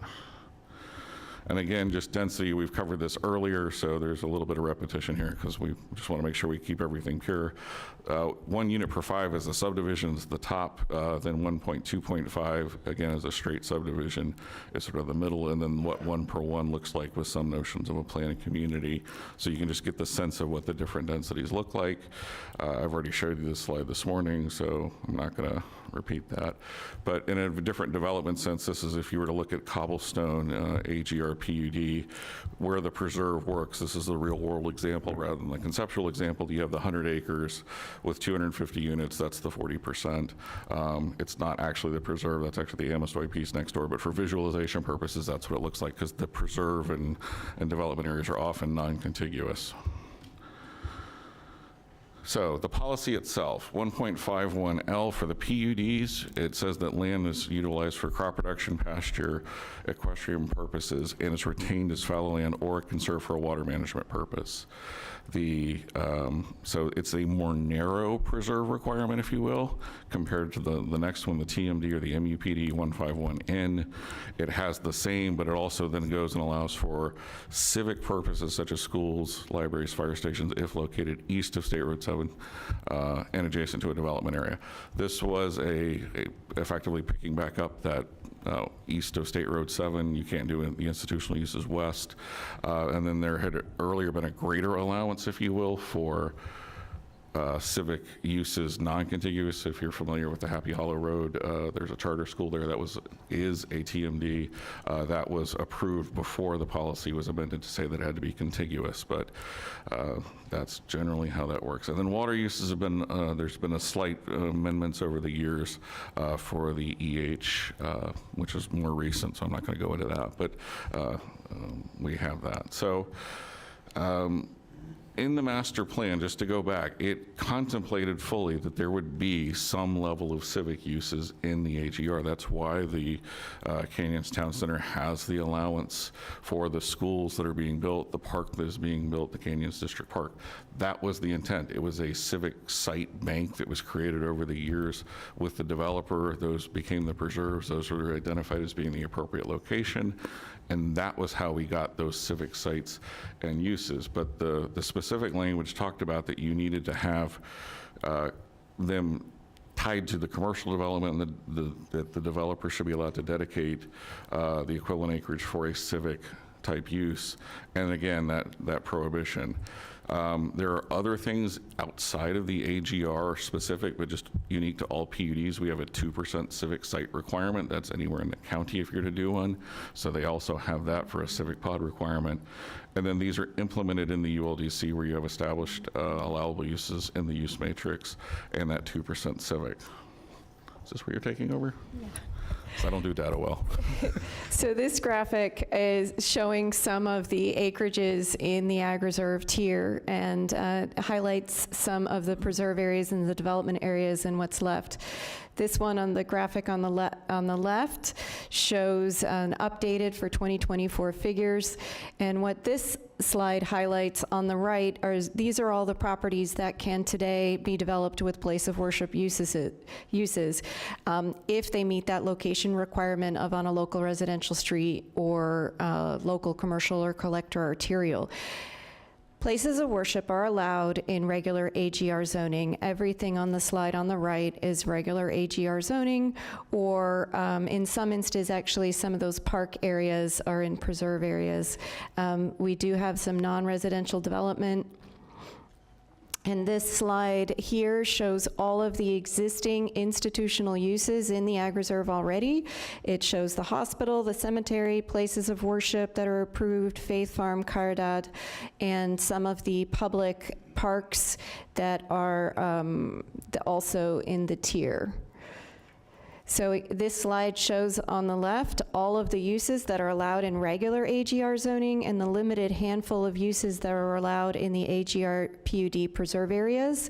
Now, as Brian said, in the AGR TMD and the AGR MUPD, we do allow government services, schools, and fire rescue as well. For the MUPDs, the schools now have to be contiguous to the development areas. That was the vision of the master plan. And so, this slide really talks about all of those uses. I would like to point out that there's almost 600 to 700 acres in the dark green on this slide. These are called other remaining. These This acreage does not have a development commitment and is currently not used for heavy agricultural uses. A place of worship could go there, and any of those other colors as well, other than the teal that it's in the preserve area. So there are opportunities in the tier right now for places of worship. And turning it, looking at, this is kind of a joint slide. So currently, the comprehensive plan does not talk about places of worship. As Brian mentioned at the beginning, this concept of dividing institutional and public facilities uses into specific categories lives only in the ULDC. In order to allow places of worship in a preserve area, there's kind of no way to go it alone without going in lockstep with the other institutional uses that are allowed by the comp plan. It would take a deviation from the purpose of the preserve areas for the tier for environmental land and open space, and it would kind of change the dynamic, not just for the preserve areas, but for the comp plan itself, which doesn't get into religious entities at this time. It just bundles hospitals, prisons, nursing treatment facilities all together as a single kind of category at the plan stage. And we would anticipate, if this is a direction and a comp plan amendment that was done, we anticipate that about 350 acres of existing institutional uses would all apply with swaps to try to become preserve areas. So that kind of wraps up the big picture from planning and zoning, and we're available for questions. Thank you so much for that study. I know you put a lot of time and effort into it. Do we have any questions or comments? We have some cards. Commissioner Weiss? Can I ask a question? I'm sorry. Yes, go ahead. I was looking for you. Commissioner Woodward, go right ahead. Yes, you mentioned we have a 2% requirement for civic plots. How many of those do we have in the ag reserve? As far as civic pods in the ag reserve, so what happened in the early 2000s is the GL and the county worked together to cluster some of the open space and civic pod requirements. So a lot of the civic dedication is clustered at the north side of the ag reserve with the 2 schools and at the Canyons TMD and the park there as well. We have a civic pod dedication at Flavor Picked and Lions, which is currently being built with a fire rescue site. And we also have a civic dedication in Four Seasons off of State Road 7. That's around 2.5 acres. The county did purchase 5 acres off of Linton and Lions for another fire rescue potential site. But for the southern end, we don't have any civic dedication in those on the graphic here that are orange. There are no civic sites within the ag reserve within those orange areas. However, just outside the tier, there's some parkland that's west of State Road 7, and we do have civic land close to the ag reserve in the Johns West PUD, which is on the other side of, it's near Glades Road. There's some civic lands there as well. Okay, thank you. Hi, thank you, Commissioner. We have some cards, Commissioner Weiss. All right. All right, go right We have ahead. 3 cards. I'll call them all now. So that would be Alexandria Larson, Drew Martin, and Rabbi Yossi Shapiro. Good. Good afternoon. You're recognized. That's odd. But anyway, I thought it was the oddest thing I ever saw in my life when I saw a meeting, because the 2% just happened up there on Southern just a little bit ago, a couple months ago. They changed it from 1% to 2%. So I don't know if it was at a planning and zoning meeting. I remember that because they used the map down in Boca to justify how we could change it to 2% for industrial or 7-Elevens, 1,000 feet, you know, how it was set up for the roads and everything. I don't know if you remember that, Commissioners, but it vaguely sits in my mind there, how we change everything. But this one, nothing. We did not, and I will reiterate this 100,000 times over because this is quasi-judicial. You are under oath and you have to tell the truth. And my truth is, we didn't get what we paid for in the ag, preserve, and reserve. We did not get the bill of sale that was sold to the taxpayers because they did environmental land agricultural land, and we were supposed to get a lot more land than 2,500 acres, because I'm rounding it off for you. And we certainly are not real estate agents. The county is not real estate agents. We shouldn't be promising things we can't do when we have to change our comp plan, the ULDC, to accommodate someone. It's wrong. I remember when this happened, I sat here in awe, because they said, yes, you will get your stuff, because when we had that one big meeting where we all suffered for about 12 hours, the one thing I heard all day was, we got to walk to Temple. I got inundated by, we got to walk to Temple. And then there was another meeting where it was said, well, we're going to make sure you get your Temple in your school. And in this document, it says ag, reserve, and preserve. It's not, this is not good. This is all not good, because we can't guarantee this kind of stuff to people. We can't. We're not supposed to be. I don't think we should be, but that's my personal opinion, because it was literally said, we're going to get you your stuff. And I know the commissioner, she doesn't want us to name names, so I won't. But they can go back and watch the meeting, because this is what's bothering me about this county. I really mean it when you need a moratorium on building. Take a breath. Stop it. Because we're pitting people against the other. Now we got this. Because if we do one for one, then we got to do it for everybody. I told Drew we should have a church for butterflies and bees. I'm not being facetious, but it's at least it's an honest thing, because we're getting stopped when we speak. We are getting all kinds of stuff. The one guy had 43 seconds left today, and they told him to go away. It's amazing. I hope, commissioners, that you could sit back and look at go back and watch your meetings. I always tell Channel 20, do the commissioners, not us, because we really do. I'm not guaranteeing anybody real estate. I appreciate that. Thank you. Mr. Martin? Yes, Drew Martin here on behalf of the Loxahatchee Group of the Sierra Club. There's a lot of things in this that are very troubling.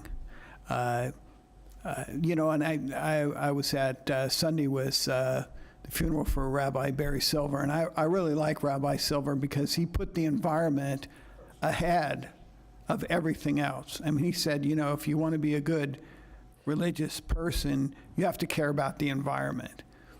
And so what worries me here is what we really have is someone putting their, desire for a school and a religious, what do you want to call it, piece of real estate ahead of the environment. We don't think that anything religious or a school should be preserved. It shouldn't be reserved. That's not reserve area. It was very clear what the taxpayers paid for. That was agricultural land for water resources. We did not pay for reserve lands out of our budget. And when we talk about budget, it's not just the land we bought, but it's also the comprehensive plan and all the money and time that went into setting up a comprehensive plan that preserves agriculture, water resources, open space. So if you suddenly now say open space is a church or a synagogue or a mosque, then you're really deceiving the taxpayers, because that's not what they paid for.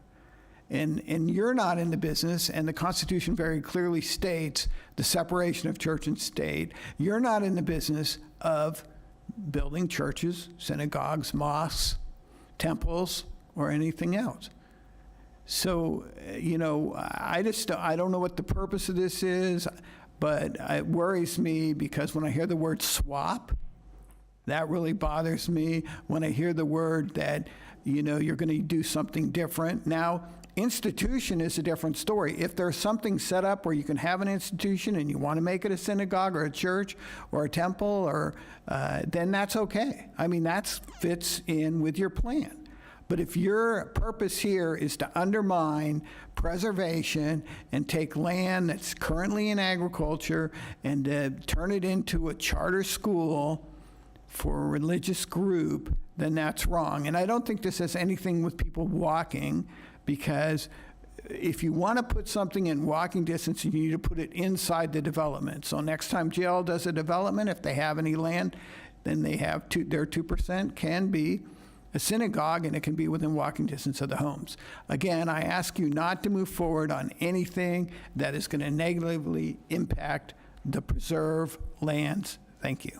Thank you very much. Rabbi? Good afternoon. Good I guess by afternoon. afternoon by now, right? Thank you all for your time. Thanks staff and for the commissioners for your time today. Just want to clarify some points here. Number one is, I guess the genesis of where this came from was direction from the commissioners to staff to see if we could look into this. But it came from back when there was that conversation, as correctly mentioned before, saying there is this concern that physically we live in an individual place. And he mentioned prior that it's not about walking, but truly it is, because there is residents that live in areas, and the reality is the civic uses that were potentially there aren't there anymore, or they've been moved further away. So that practically speaking, if someone does want to practice their religion and be able to walk to a synagogue, in certain cases that's not possible, or it makes it very, very hard. And then you're limited to very, very few parcels that have that potential. Now, when those parcels that are around are preserved, so you have land that's not even being farmed, that's sitting preserved, just with that usage, and you have residents that are not able to then practice because it wasn't essentially potentially planned correctly back in the day. So the question is, what do we do to mitigate that? Now, obviously it was then discussed. We'll see if we can find the solution. There's no ask here for the county to donate or to gift or anything like that. That's not the county. I agree. The county is not in the real estate game to sell any property, and it's not the county's responsibility to sell property, but it's to try find a way to make a win-win solution that works for residents as a whole, to make this a county which is greater long-term. As it's already great, just to make it even greater as it continues to grow. And I guess it's really just an overall conversation that's important to always have, and to thank you for having it today. That's it. Thanks for your time. And Thank you. All right, we have no further cards, and do we have any questions or comments by members of the board? Seeing none, do we have a motion? There is no motion. This is a presentation for informational purposes. Yep. And it was very thorough. I want to thank Lisa and all of you members of the staff for this. And I think that this about concludes our end of the regular agenda. Now I would like to move on to comments by the county attorney. No comments. Very good. By the planning director. Nothing additional. Thank you, Mayor. Thank you, sir. The zoning director. No comments, thank you. The executive director. I do have comments. Yes, go right ahead, Ms. Carroll. I just wanted to update you on some of the directives that the board has given to us over the past year and a half. And I'll just kind of run through them quickly, and if you'd like to ask questions or refer to staff, we can do that. So the board had directed us to work on streamlining and simplifying the ULDC. We have been working through that initiative. Lisa has been very proactive in doing that, meeting with industry, having a development review forum that's now going to be a quarterly event, and to address many things, not only the ULDC, but processes as well. We're meeting with FAU on Monday. We're hoping that they've developed a new AI tool that might be able to look at our ULDC, identify some inconsistencies, things like that. This effort might end up ultimately resting with a consultant so that we can get it done quicker. So that's pretty much the update on that. The another item was when we have the civic sites, as were just discussed, that are not being used for some facility of some sort that FDO has identified, that if instead of it cashing out, if it could be used for affordable or workforce housing. So we have been working with FDO and HED on that effort, and we hope to bring back language that would be needed to be modified in the ULDC next month for permission to advertise. Another item was directing us to review where appropriate densities, higher densities, could be located in the county, in unincorporated Palm Beach County. So we had started meeting with industry and with our partners, other departments and agencies on that, because it will take a coordinated effort to make that happen. So, and then also Live Local came along after that direction was given, so that gave us a little bit of caution on the increased densities. Our we actually are hiring a new planning director, so that planning director is starting in middle of April. So when she starts, that will be on her list of things to carry on with that effort as well. Another item was the workforce housing program. We've continued to look at that and just recently passed I guess some ULDC updates that will require additional monitoring, a little bit more intensive monitoring, keeping everyone accountable for what's going on. And then there's another phase to that our new planning director will take the helm on that as well when she starts. Another item was to look into how we are siting and permitting fences and small structures like sheds. That has, it's more complicated than it sounds. So we have a special projects coordinator that is in-house to PZB that's working on that with the various divisions in the department. And one of the things that has been identified is how we're better coordinating between the different divisions. And when someone is cited for such a thing, how that person is able to move through the process if it's necessary, those types of things. Another thing is the code enforcement comprehensive inspections was asked for us to come back with an update on that policy or just an overview. And then we were also asked to bring back information on tools that we could do to enhance our compliance efforts when it comes to code enforcement. So some of you know we're coming back in April for a workshop, a BCC workshop, April 16th. So we'll address both of those items at that time. And the next thing was the agritourism ordinance that we've been working on. Cindy Hoskin, who has joined us as the deputy director for PZB, she is very familiar with this matter. And so she's taking the lead on this, and we have already started meeting with stakeholders, and our Ag Enhancement Council will be hosting their meeting at Vista April 24th. So we'll be attending that as a fact-finding session and hearing some of their feedback and working through that issue with them as we move that forward. And let's see. Sorry, there were quite a few. Another item is our technology. We were asked to come back or to review some technology for PZB to enhance the permitting and customer service initiatives. So we have been working on that. PZB has many technology needs that we've identified. We have been working with Archie and the ISS team. We've been working with we've been meeting with various vendors on various items, and we have done our own internal technology survey, working with our divisions, our different staff to identify what tools we could be using better and more efficiently. We have ultimately concluded that we are going to hire a technology consultant. That technology consultant will then review our systems, we'll work with ISS, and we'll also identify some of the vendors that might be helpful for us to move that process forward quicker. So we're very excited about that. And another item was moving the type 2 variances to the Board of County, to the board to approve. Zoning is reviewing the history on that, and we hope to bring that back to consider maybe some changes or some options by early summer. Another item was sunsetting the Bioscience Land Advisory Board and overlay. That's moving along. I think Darren's working with the jurisdictions that were involved. Everyone has signed off except for one. Once that one has signed off, we will then move forward with ULDC amendments and comp plan changes to sunset that. Almost the last. DRO process. The DRO process, making that more transparent. We think maybe that might have originated from some miscommunication with our industry folks. I don't think that they realized that they could attend the DRO meetings, but they can attend the DRO meetings, and we also, they can be publicly attended. They're not closed meetings by any means. So I think Lisa's working with that communication, making sure everyone's aware of that fact as well. So, and then also we are bringing back, as a follow-up to our commercial vehicle discussion, we will be bringing back the requested options at the May zoning BCC hearing. And that's it. Thank you so much, Ms. Carroll. That was quite a list. Yes.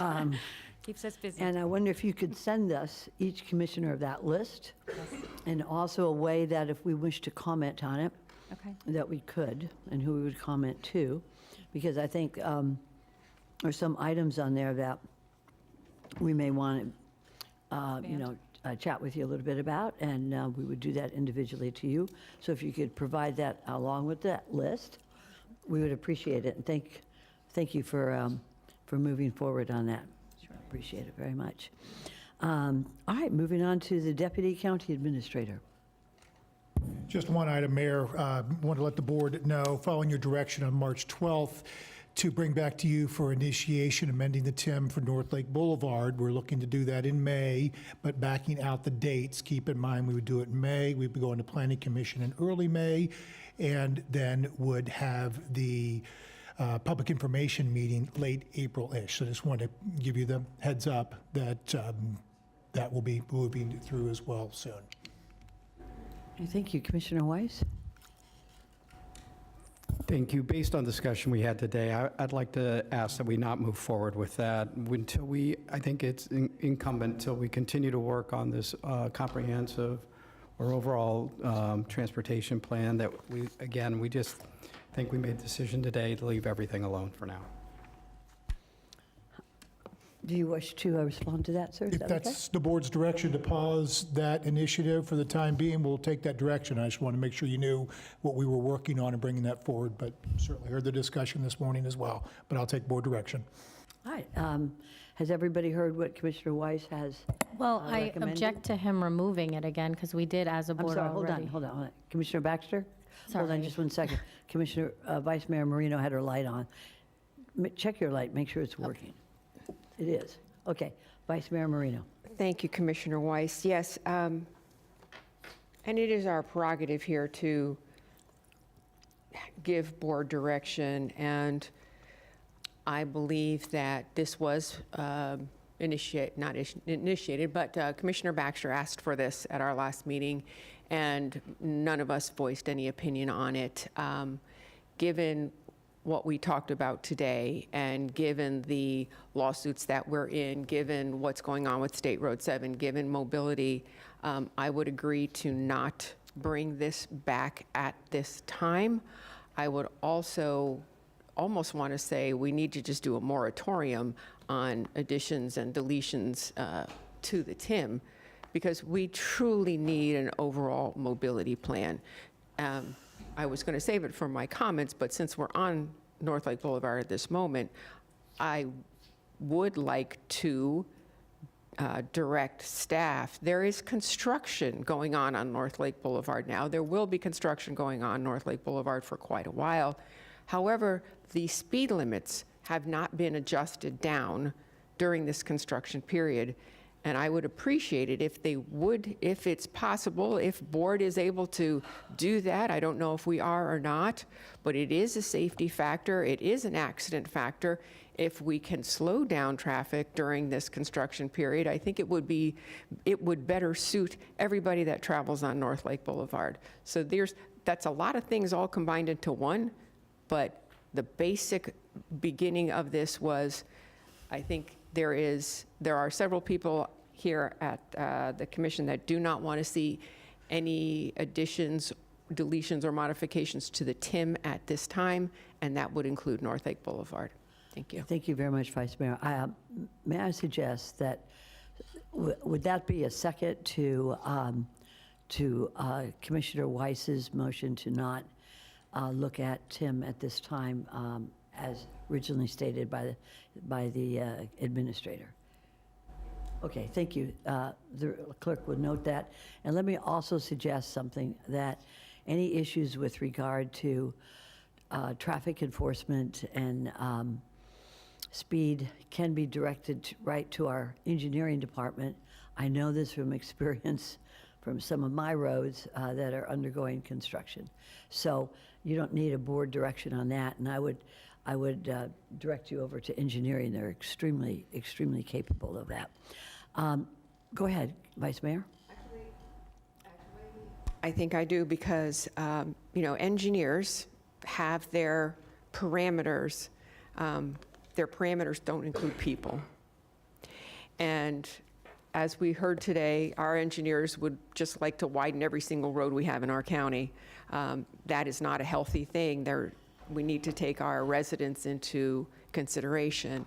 And on North Lake Boulevard, it has been I have been told that, no, we are not going to lower the speed limit even though there's construction going on. So I do not, we are not allowed to interfere with business. We are not allowed to give interference with our staff other than our administrator. I don't know what our prerogative here is.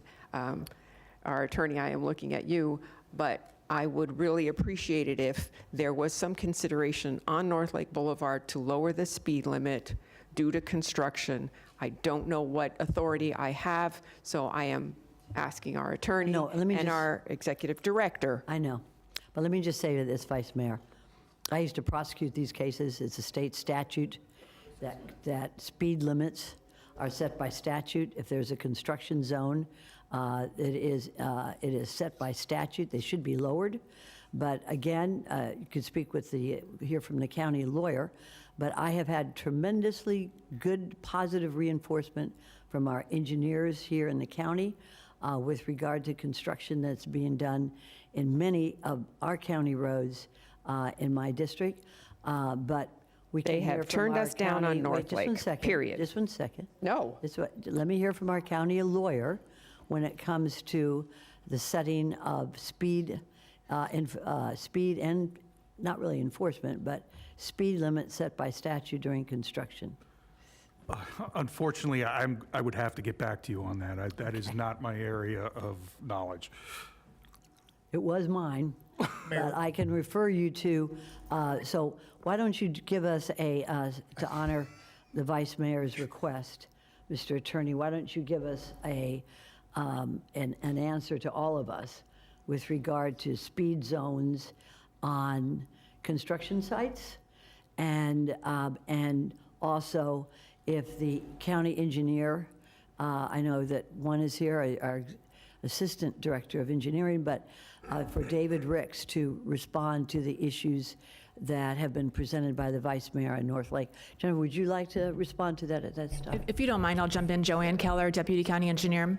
It's a complicated issue. There are multiple agencies that have traffic control authority over North Lake, but I have taken down the comment and I will go back and we'll discuss it to see what flexibility we have during construction. Okay, and respond to all of us if you could. I would be on happy to do issue. that, sure. Thank you so much. Commissioner Baxter, you're recognized. Thank you, Mayor. I don't agree. We have so many traffic problems already in the county. A moratorium on anything adding and removing from the TIM doesn't make any sense.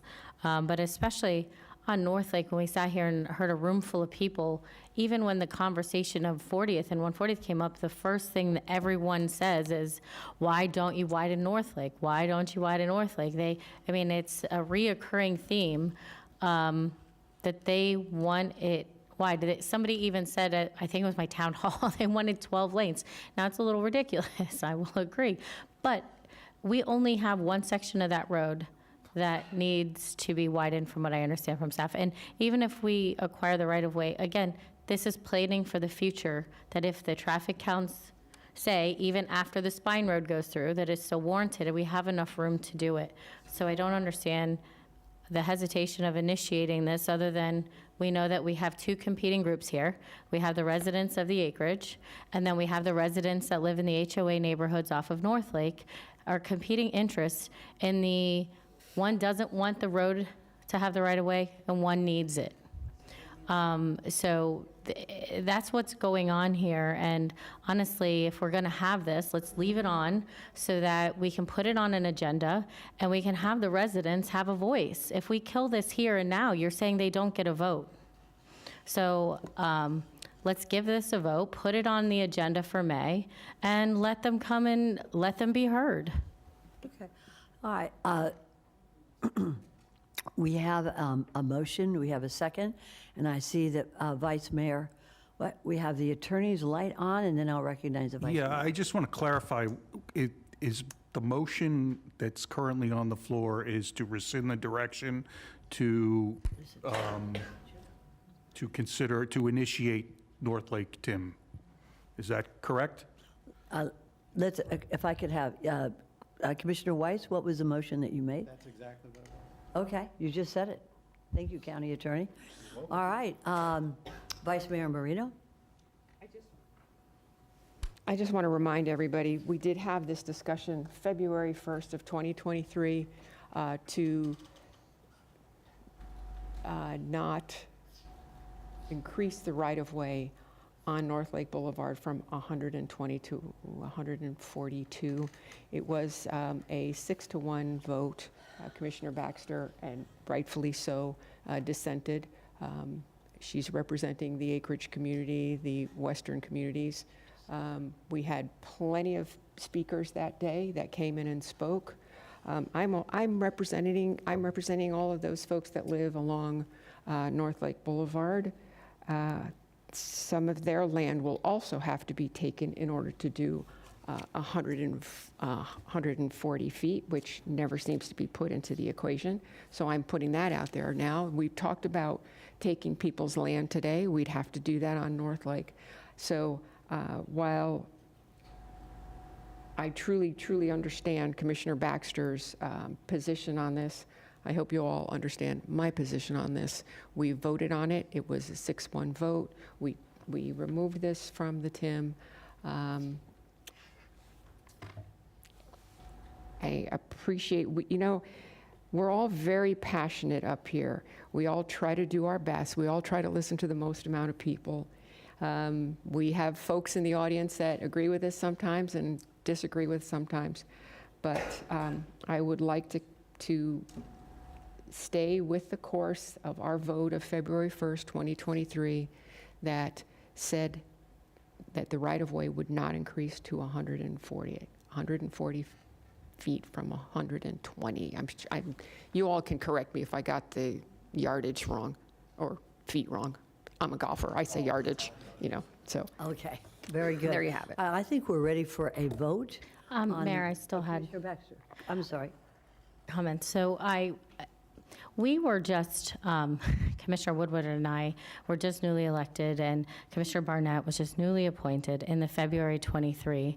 I did not have enough time to properly notify my residents of what was occurring and fully wrap my head around what we were doing at that moment. I was literally here weeks, a couple months, and the next thing I know, we're voting to restrict a right-of-way. I think I've heard hundreds, if not more, of my residents wanting wider roads on North Lake since I've been in office, which is what prompted this initially. So, to say that, that's what we do. We decide things, we listen to the public, we decide things, and I think they also, the acreage residents, deserve the right to be heard, is what I'm asking. I'm not saying that, they will show up, but I think we've heard enough that they will, and they really want this. So I am just saying, let's give them a chance to be heard. So I would like to present a substitute motion to not move forward with, this direction. In other words, your substitute motion would be to move forward. To keep it on the May Keep it on agenda. As already, okay. Vice Mayor Marino. Oh, no, I'm sorry. Well,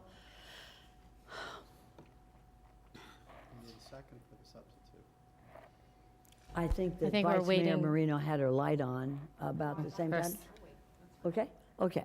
So we have a motion and a second, and now we have a substitute motion. Do we have a second to the substitute motion? Okay, seeing none, we're going to move forward on a vote for the motion as described by Commissioner Weiss and seconded by Vice Mayor Marino. All those for, all those opposed to that motion? Seeing none, no opposition, see that it passes unanimously. No, I'm sorry. I'm sorry. You can say opposition. Those opposed? Okay, so we have one opposition, as noted for the record, Commissioner Baxter. Thank you. Okay, now Vice Mayor Marino, go right ahead. What I would like from staff to continue this discussion is a true picture of what is going on North Lake, the widening of Seminole Pratt, the widening of North Lake from Seminole Pratt to Coconut, from Coconut through Avenir to State Road 7 and State Road 7 to Beeline. There is a lot of discussion. There is a lot of, we're going to be doing it. It's getting let. It's not getting let. I know that Mo will always comment about Avenir knows it was supposed to be 8 lanes. That was only at the intersection of Coconut and Avenir and North Lake, where the main thoroughfare was, and there's plenty of room for that.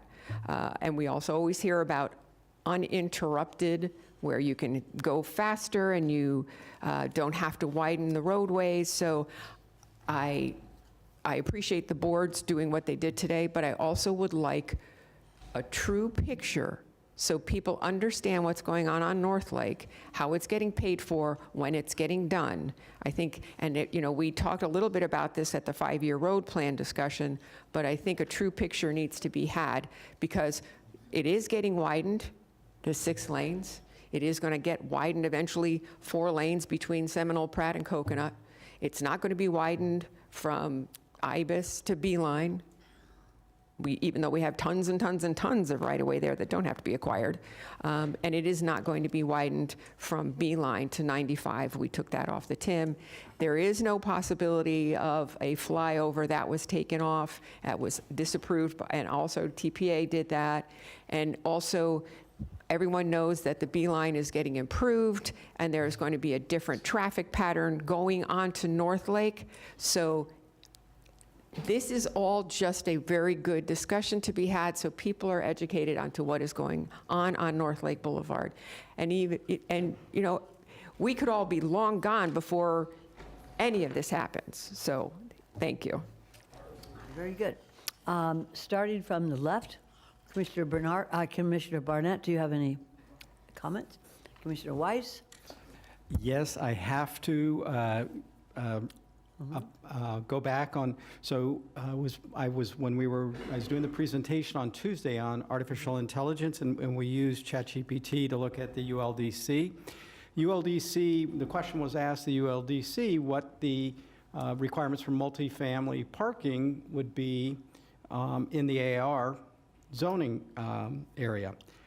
Turns out you're not allowed to have multifamily in the AR zoning.